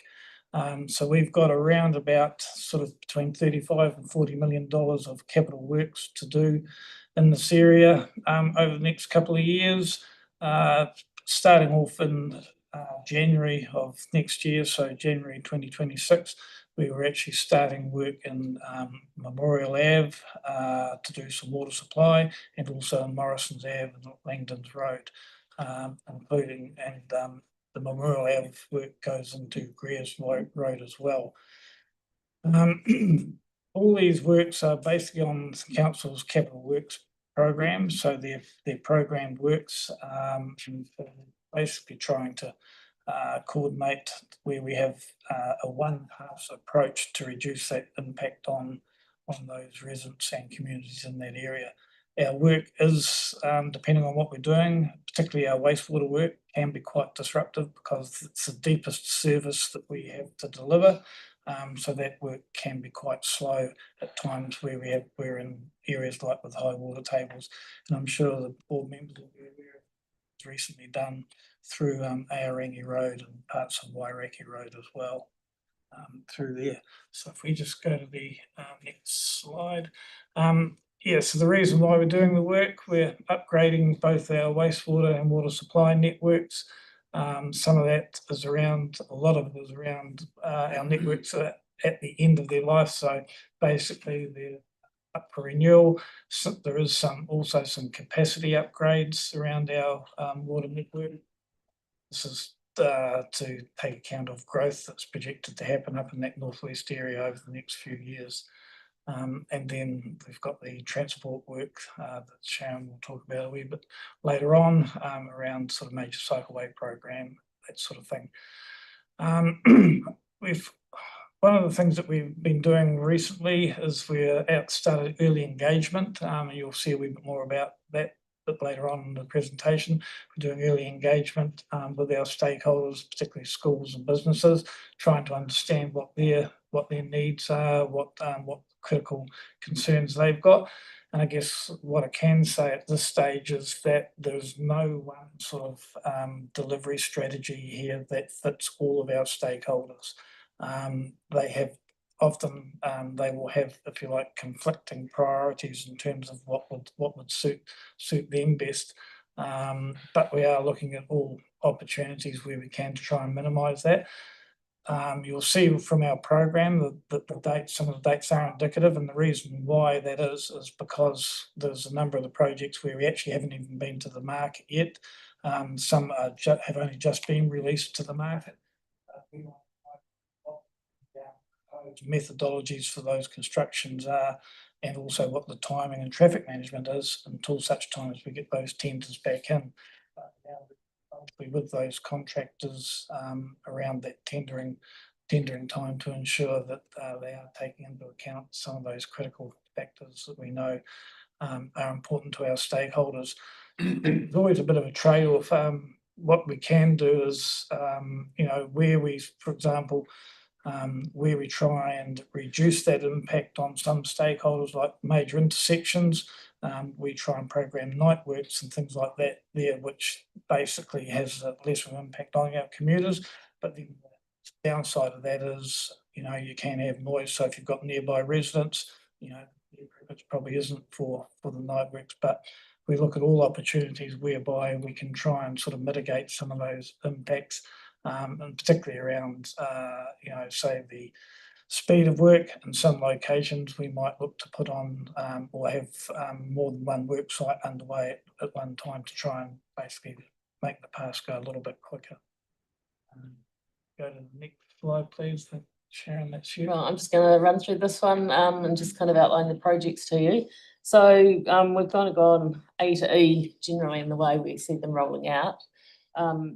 So to start off with the ones labelled A, we've got Morrison Ave, Langdons Road water supply renewal, touches into Langdons Road along Morrison and up Sawyers Arms Road with a bit through into Wilmot Street.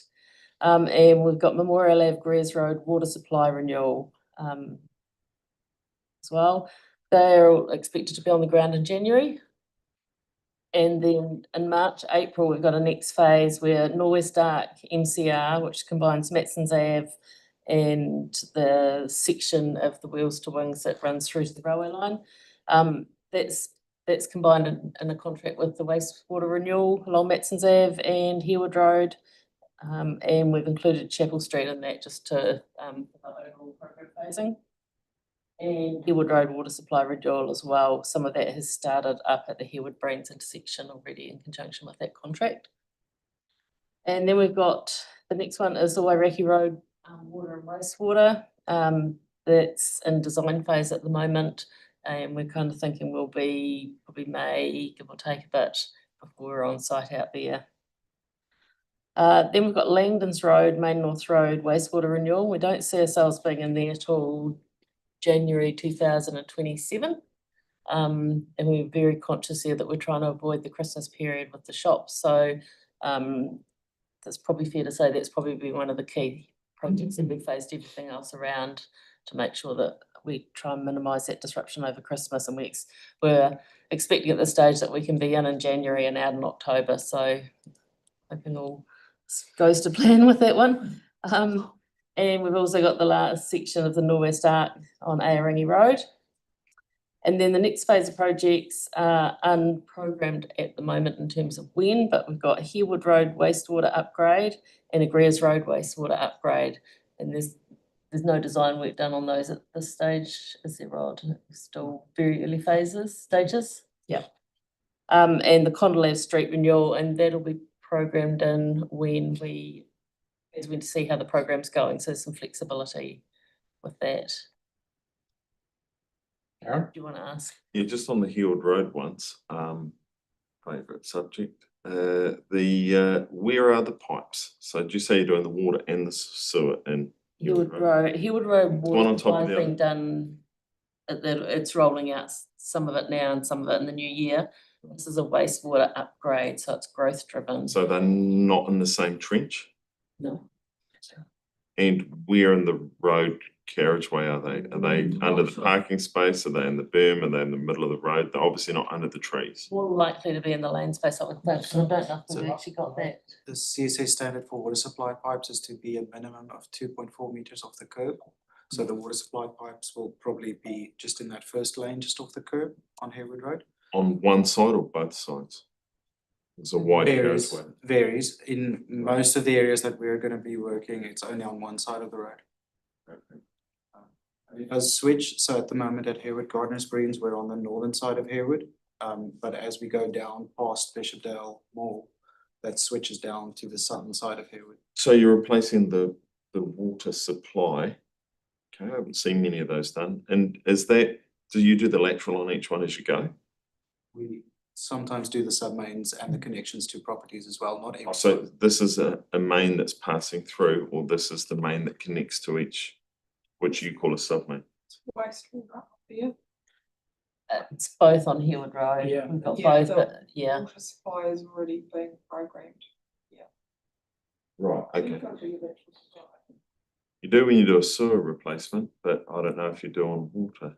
So in this instance, on this specific project, we're replacing the main going out as well as the Right. sub-mains going to each individual property or in the footpath Right, okay, up to the boundary.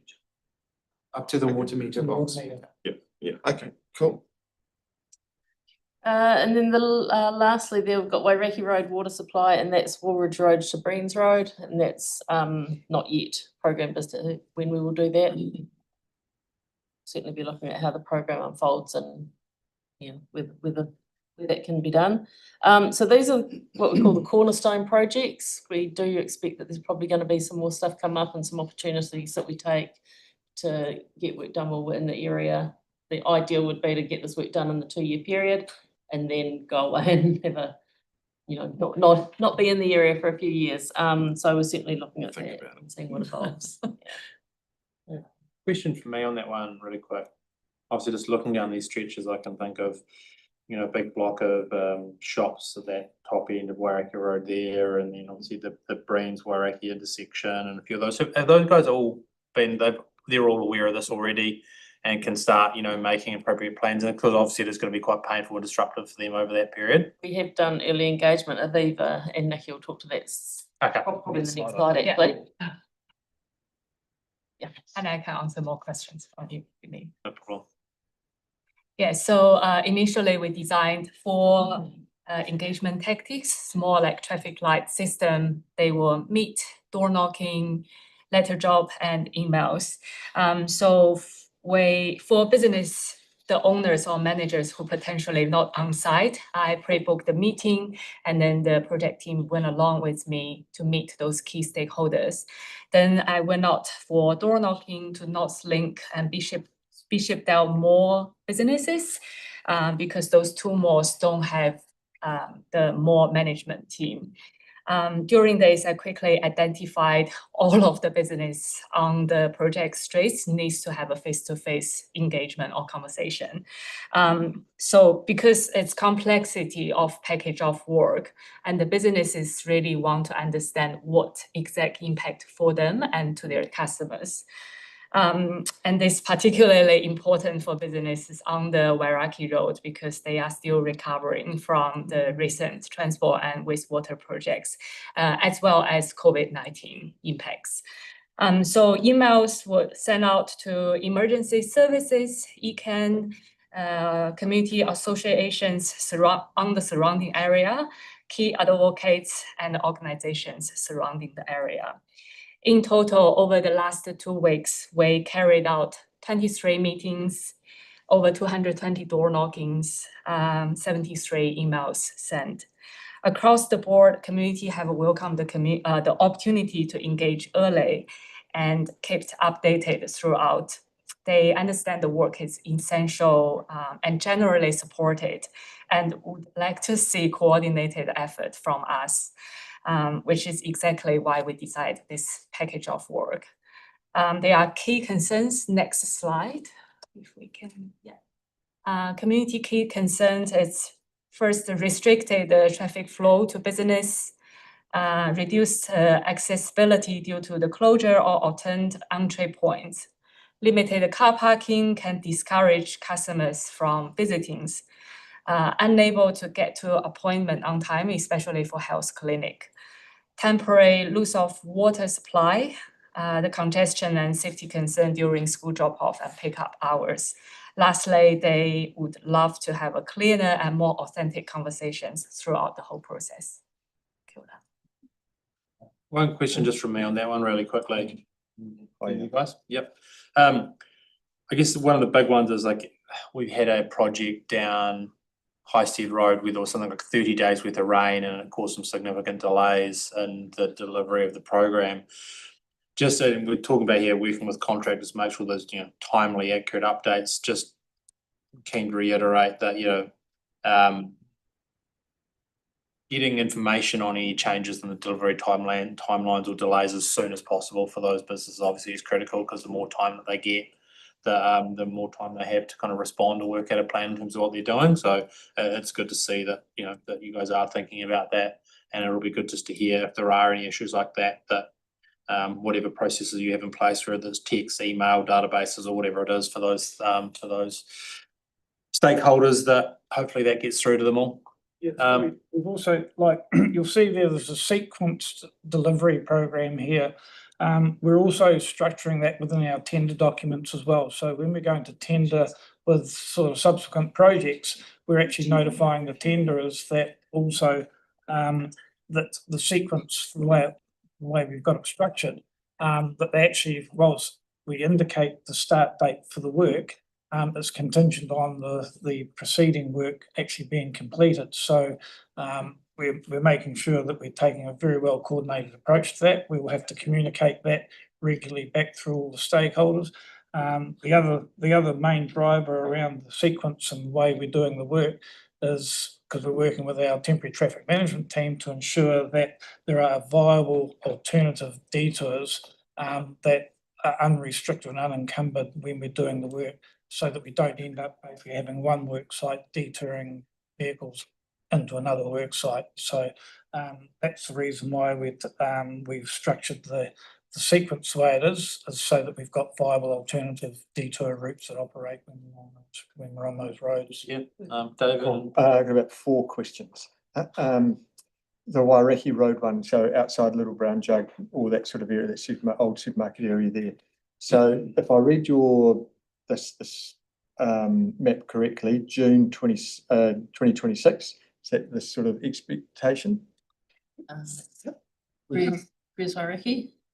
Cool. Yeah. Sorry. So because looking at starting that Waimaero probably about May next year, aren't we? Yeah, but we're starting that's the just Island starting. Road end. So that's what's also changed out of our. So I'll just stop you there.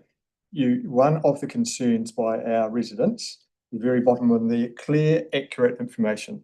You're already coming to me with changes with a presentation that's not even 20 minutes old. That's right. This is. So how do we actually build trust with you at the moment? Because what you're presenting to us clearly is wrong, or have I got it wrong?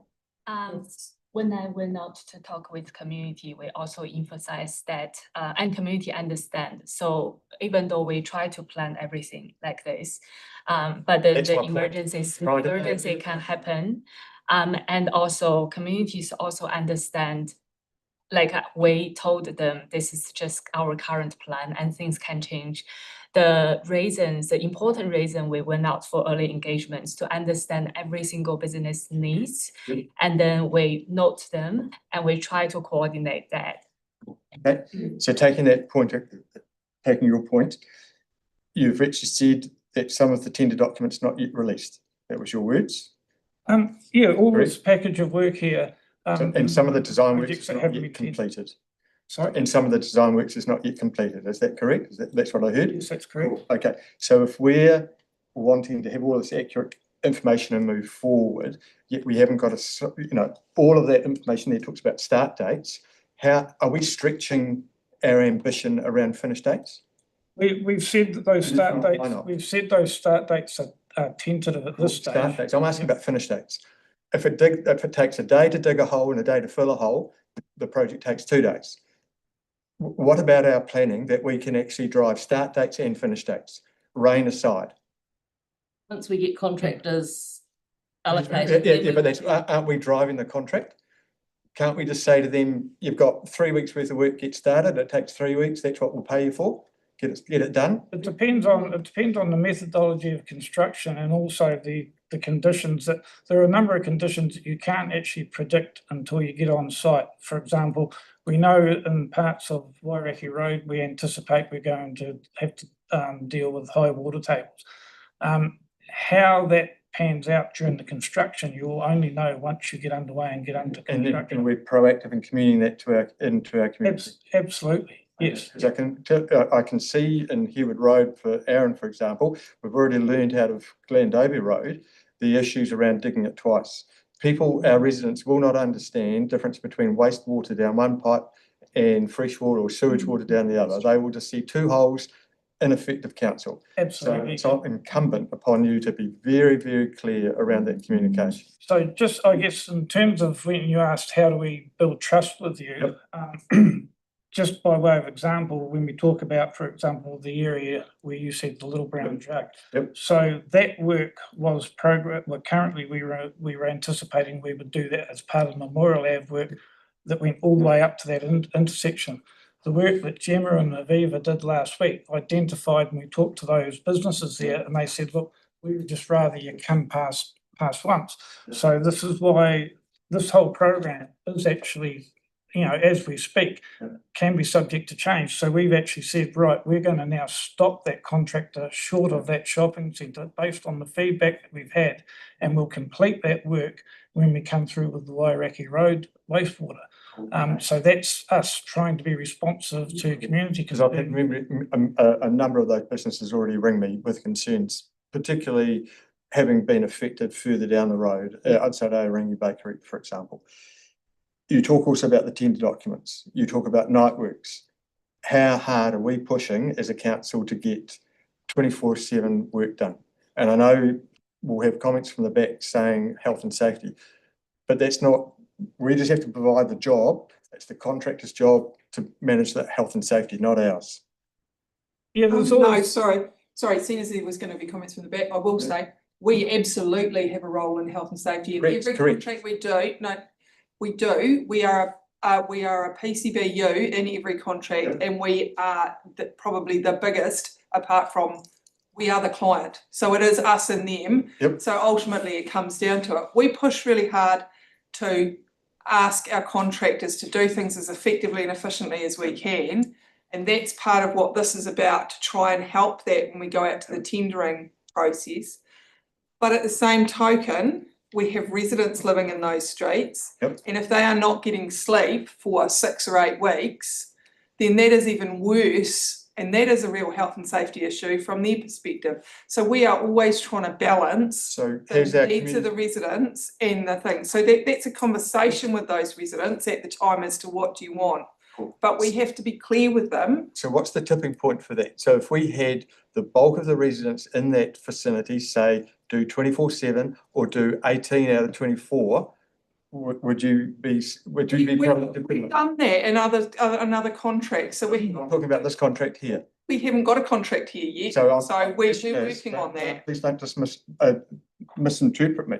What I'm trying to say is, if our residents in this area are proactive to see us move forward in a timely manner and push targets, is there appetite from the council staff to get it done and our contractors? Absolutely, absolutely, and we'll with the residents, but we will be. We'll be absolutely upfront with the residents. And our communications team will proactively put that message across. We will be upfront with the residents about what that means. There is a trade-off. I can say that, you know, having worked closely with the contractors, because we've done this on other projects where you can do increased, if you like, you can have sort of pushes on your basically on your construction methodologies for generally for short durations, like for example the current work that we're doing up around the Breens Harewood intersection. There is a super week coming up in early January where we really put a lot of resources into that, but the contractors will be probably quick to tell you that you can't, it's like anything, you can't push people, you can't push a team indefinitely. The work that we do, particularly with wastewater work, it's often deep work. We're using big machinery. There's and every day on those jobs there is potential for serious harm and even death. Totally appreciate that, and I'm the first person to be, you know, absolutely the first person to support health and safety. Absolutely. However, if you talked about 2 gangs or potentially even 3 gangs, if there is a coordinated approach, that's all I'm asking for. That's what we're trying to do. Coordinated approach. Absolutely. One gang starting at 6 AM, finishing at midday, the next gang finishing at 8 o'clock at night. That's what our contractors are looking at. I'll be the happiest guy around. With that, David, we'll let someone else have a bit of a. Bridget, do you have questions? Yeah, so actually David and I, we both attended a meeting with the team, I don't know if my list is that, Isaacs, and they had what seemed to be quite a great and effective engagement process where they were at one of the local retirement villages. Elmwood. And it honestly felt like the vibe I got in the room is everyone who was there, they knew when the meetings were on, snacks were provided, And it really felt, it felt quite, maybe the snacks aren't necessary, maybe they are, but it felt quite chummy, you know? It felt like it was a really good example of taking people on that process and it to the point where, you know, people were raising questions to the, you know, to the contractors like they knew them because that was the relationship that they had created with those impacted residents. So, I mean, I don't know who will get this tender and maybe it's Isaac's, I don't know, but I think that seemed like a really effective way of doing a big project like this. So, I don't know, you could see what. That is a core part of our tender process. So stakeholder engagement is a core factor of part of our tenders. So we want to, when we put the tenders out, we want to know how they're going to be managing. They come up with the plan. Yes, yeah. So that's something that we evaluate the tenders on. Excellent. Basically. Will they charge more for that though?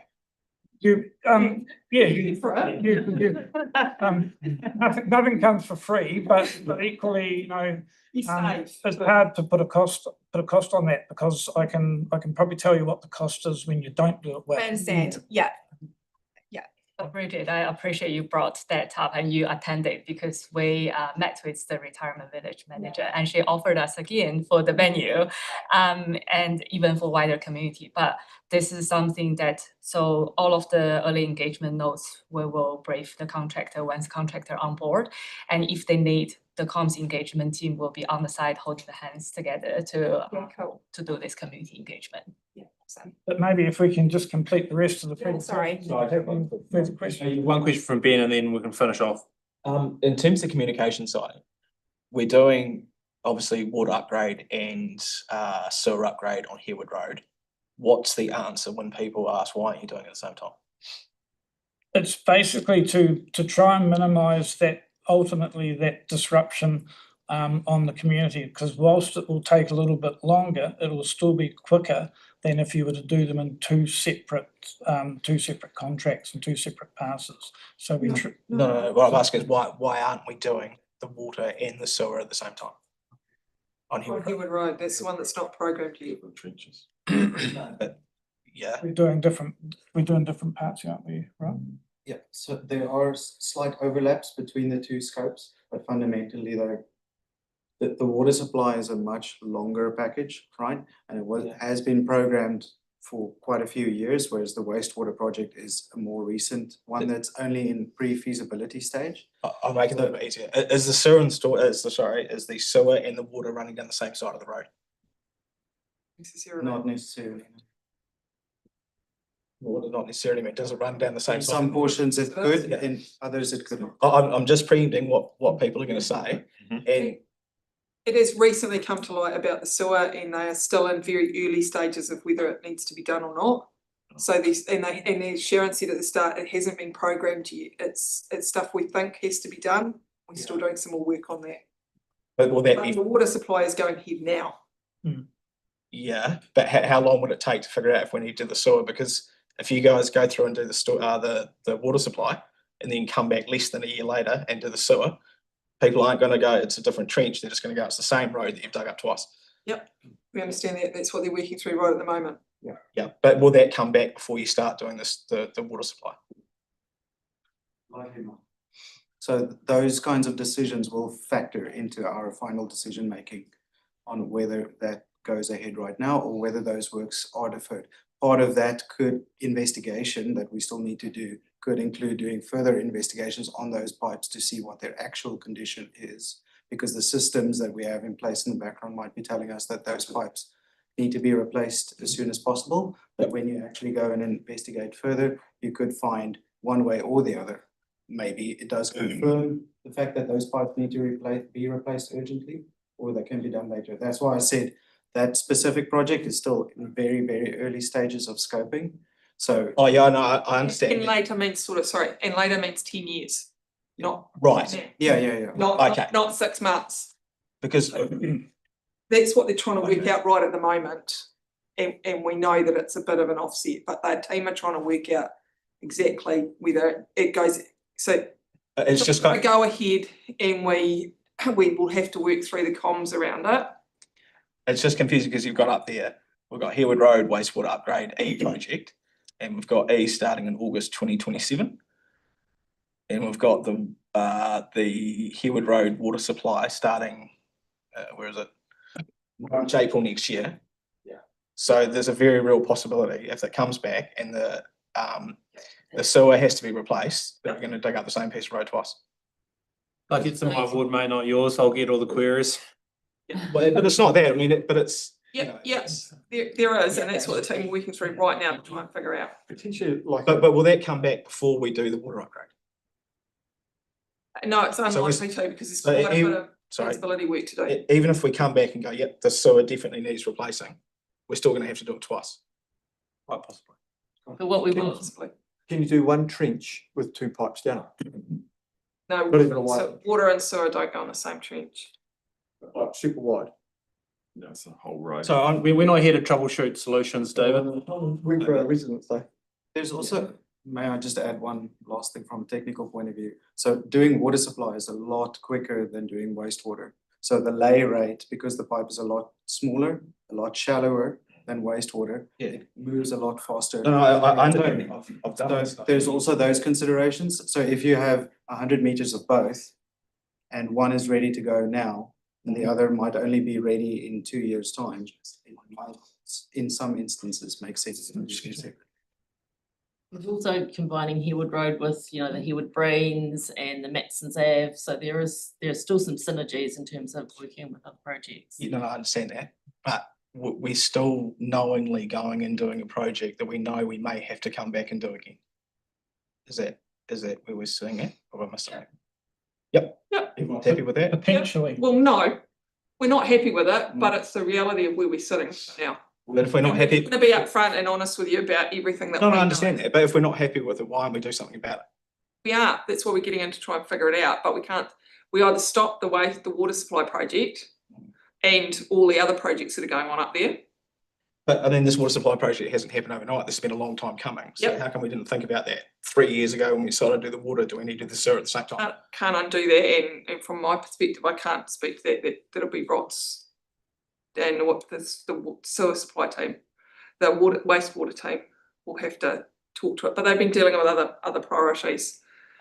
I mean, I get it, it's just, we're in a bit of a perfect storm of all of these projects coming up at one time, and this is what we're trying to do here, is align them all, which we haven't done in other projects historically around the city. So this is us trying to work together. This is not a criticism of what he wants. I know. It's more because I know exactly what's going to happen, and we can already see that it's going to happen, but we can't do anything about it. Well, we haven't done it. We didn't do it, and we didn't look at the sewer work.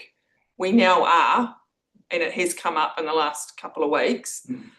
We can't magically take it back 3 years and bring it forward. We can't stop what we're doing, and that's where we're in this sort of, how do we tip the scales? I mean, we are full tilt into Breen's Gardeners Harewood and the work up outside the school, and we don't want to impact the Super Week that's coming, because we want that work to continue. So Don't make it make. what we can cross our fingers for and hope is that the actual, and it is a bit of hope at the moment because we need to get the CCTV down the pipes, is hope that the actual condition of the pipes are actually okay and we can go away for 5 to 10 years. Maybe a suggestion you might have already thought about it is just with the comms of some of it when it goes out to the community saying, hey, this is what it's going to look like. This is where we are now. We know if in retrospect or for whatever reason, if we could have had a do-over, we would have done it this way. But we can't. This is where we're at right now, and unfortunately, this is going to be the situation. And if we just can lay that out in some of the comms, then potentially we can front foot that a little bit, and then that way they go, oh, they yeah, sure, this isn't quite as aligned as it would be, and rather than the community going, why haven't you? At least you say, yeah, no, we acknowledge that this is the situation we're dealing with and we're trying to make the best of it, then I think that might be the best scenario going forward. And I don't think there's much more we can do about that right at the moment. I do one of those through the chair. If we aim to come back after this with just a little bit of a timeline on when that CCTV work or when that feasibility work is likely to be done, so we can give you an idea of when we'll be able to give you some certainty on that. Yeah, that'll be helpful. Yeah. Yeah, we can let the community know and front foot it. share through the, Yeah. right. Thank you. There was a little bit left. Aaron, one question, and then we'll just get through the finish of the presentation, and then any final questions. Yeah, so how did the sewer suddenly come up just in the last couple of weeks? Did someone put a camera in, or did someone pull out a piece of paperwork that said that's it, it's this year lifespan? And so we know now that it's not far away. So is it a lifespan issue just based on numbers, or did the can? It's an asset issue. It's Or are we second- noticing there's just no? No, it's the second part. But it's also growth related, so it's not purely because it's a renewal, it's actually capacity with infill housing and things like that as well. Is there like a trigger been had in terms of development? I'm not an expert, but yeah, I think it's that. Something like that. But there's not a height, a diameter increase in Harewood Road coming, because there's no new developments out there, or is there? Is there something? There is closed out. Because And infill. so that system collects all the way from the state highway down. And there are developments. Right, but no one's allowed to build up there, so. So I believe These developments planned up the top end. Okay. Motorway back into Bishopdale, all of that green space in there. Yeah, which is not allowed to be developed because of the airport. Housing developments? Well, we want housing developments, which would be great if we're putting in big pipe, because we'll get lots more. Planned up Stanley's Road end too. Yeah, Waireki Stanley's. Commercial or not housing? Commercial. Commercial. Commercial as well. Yeah, because you're not allowed to build a house from Crofton Road to the airport. Just can't subdivide a sector, can't do anything. Airport stops it, but, and that's what we're waiting on ECAN for us to change that, but okay. So what was your question? So my question is, can the water, project, is it B onwards, can they stop? Can they work on water somewhere else until we know about the sewer pipe? So we get to the thing of just doing the job once? Yeah, it is the same as Ben's question, but Ben didn't ask if we can stop the water at that point. Obviously not at the intersection and that, because you don't want to dig up Harewood Brent's gardeners. So you're gonna have phasing issues with the rest of the projects, I think, how they're trying to phase the traffic. Aaron? Cool. Well, it's terrible at the moment. It's what? It's currently in the market at the moment. In the market, but not let. No. Okay, so it can be stopped based on the pipe stuff. And do you have that conversation? Because Glendoby Road is still echoing.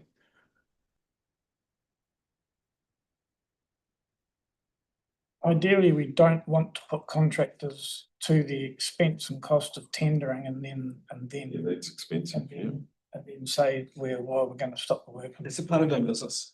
Sorry. Have to do is try and accelerate. That's why they charge us so much, because we make decision on the, investigation on the wastewater. Yeah, I think we just need to look at how we can do either accelerate the investigation on the wastewater or. Yeah. So are you able to flex the memo on that? That goes to us saying we're gonna have to be a bit flexible through some of this, all of this. Yeah, I think the people in the area would be flexible on the timeline if your investigations in say 2 or 3 weeks from now said, hey, look, the sewer it's in the next 12 months. So let's push everything out to next spring and we'll do the water and the sewer, the whole lot then, or whatever. But they'll be a lot more accepting of that than if they see a patch of road dug up. Like, I'm happy to forward all the emails to you guys, but Hey, Aaron, just a second. Sam, do you and James have any questions? Popped off. Oh, they popped off? Yep. Convenient. That's good. Lucky for them. So just go back one thing. If it's a capacity issue, is that what we're saying? It's because of development, so we need to make it. There's a combination of issues around it. It's age, asset life, and capacity, we believe. But if one of them is capacity, then surely we just replace it anyway, no matter what it's like. It depends on the rate of development too. Like, so whilst it might be a capacity issue, that development won't necessarily happen tomorrow. No, I understand that, but if it's going to happen, so if we're there in the area doing it. Yeah, I suppose the other thing is though, if the capacity is not needed for 10 years, If the capacity is not needed for 10 years and the asset life can last 10 years. Oh, no, I'm saying Do them that in someone brought up capacity as being Yeah. part of this. Yeah, yeah. So, And also, a It's a pipe capacity, has yeah. like a 70-year life or something on it. Now, everyone has a number.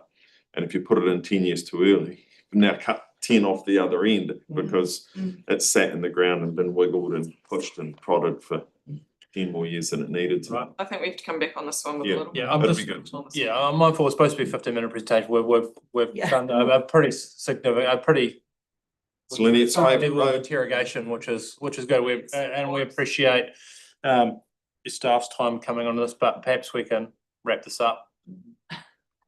All right, let's do that. So You want we've, to finish the rest? yeah, well, we've got a slide or so there, so let's finish that slide, and then if we've got, we'll say 1 or 2 more burning questions, I'll put a time limit on it, and then we can get out of here, otherwise it'll be 7 o'clock, Dave. we know it. Okay, so just want to run you through a few of the changes that we've made since we started the programming of these and putting them together, just so you can get an idea that we are looking to minimise the disruption as much as possible. So we've got 3 intersections where we're going to looking at doing the asset renewal of the cables and things, so that we can then add right turn phases and things if we need to, because of the details that are going to be required, particularly with the way Waimairi Road works.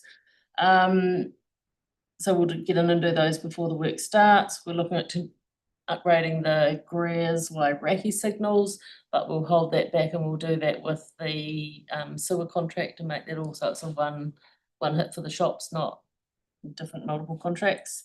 Rod said earlier we're stopping the Greers Road water supply work back from the shop so that they only have a one lot of disruption. We're looking at the best delivery methodologies for the Greers Road water supply and transport project down near Memorial Ave, and how best to phase those and combine detours and bus routes. We're combining some of the projects for better traffic management and faster construction. Examples are Matson's Ave and Harewood Road, and we've added Chapel Street into that because it's better, we can get that delivered before we go into Langdon's Road. So when we go into Langdon's Road, the focus will be on Langdon's Road. We're coordinating routine renewals such as footpaths for a one pass approach. We're adding some work in to the Harewood Road MCR project there, just extending some of the footpath resurfacing and things while we're there, and combining scope and parts of scopes from different projects for smooth delivery. An example that'll be when we do Langdon's Road wastewater, we'll do our resurfacing, same contract. So yeah, that's sort of the changes today. It's ongoing, just yeah, it's evolving daily and different things we can do to be adaptable as things change, as design processes speed up or slow down, things like that. So right. Thank you very much. Last slide, and then a couple of questions. Last one is me, and just a brief overview of how we've approached communication so far. We've developed a strategy for the whole program of work, so we've got some core key messaging to support that.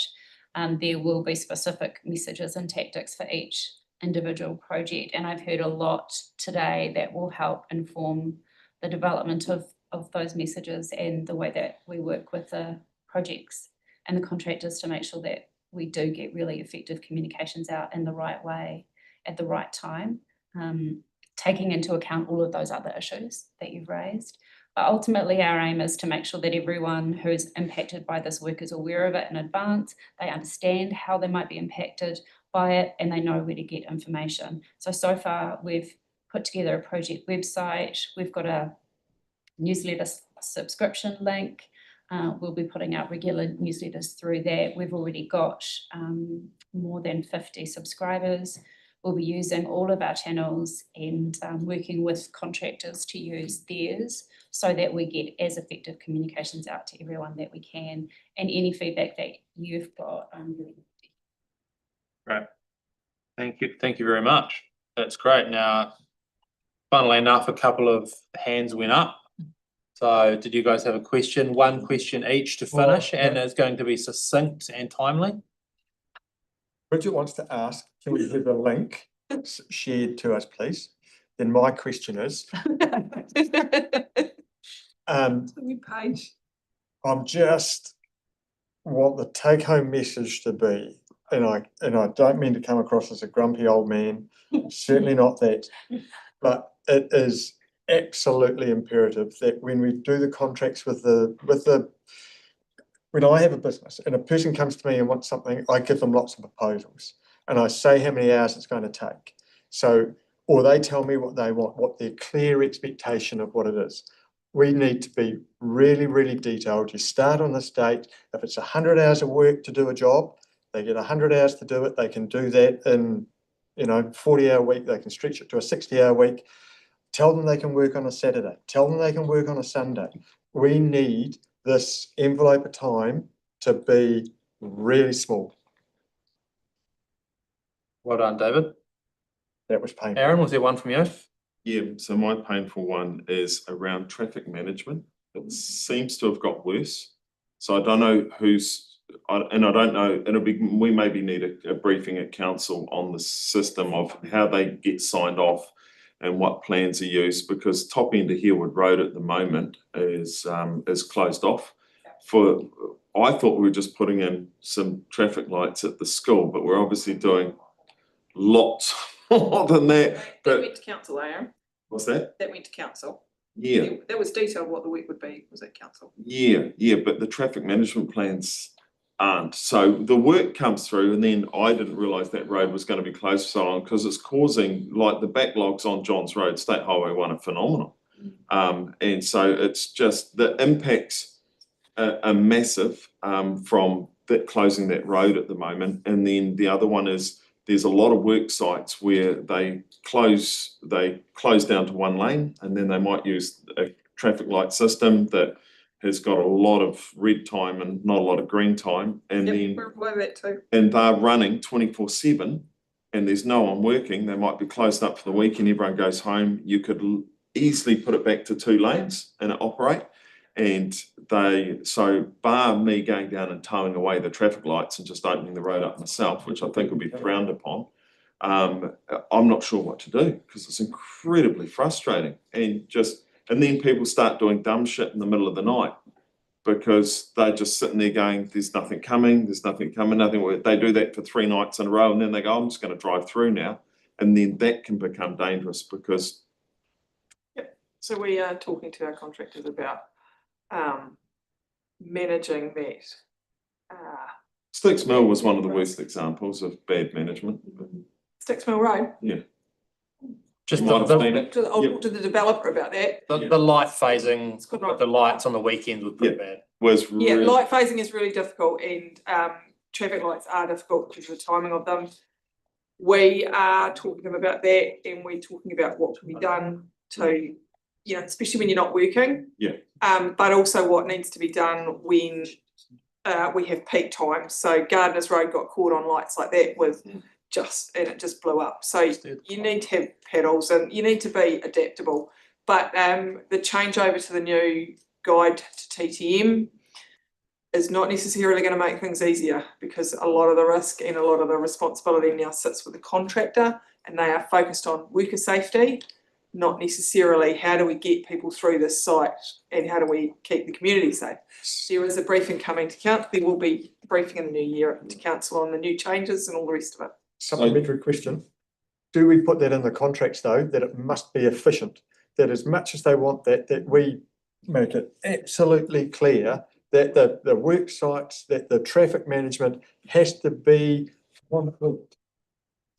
Do we do? We'll share the sentiment, Nicola. Need to go to the bathroom. It's like a lot of things. What you think's on point is what's different to someone else, is different to the next person, is different to the contractor, is different to us as the principal. So we work together to get the most efficient solution we can, and we are working really hard with our contractors, all of them, to get work done as quickly as we can. Restricted traffic flow, number 1 issue in our slides. Yep. Yeah, it is. We need to be on top of that, cannot stress it more. Yep, but right, thanks, David. That's a good point to finish on. We will have closed roads. We will have disruption, and that's why these guys are here. Yeah. Thank you very much, team, for coming in. We appreciate it. And thank you for the Thank you. robust conversation. I do appreciate everything you do.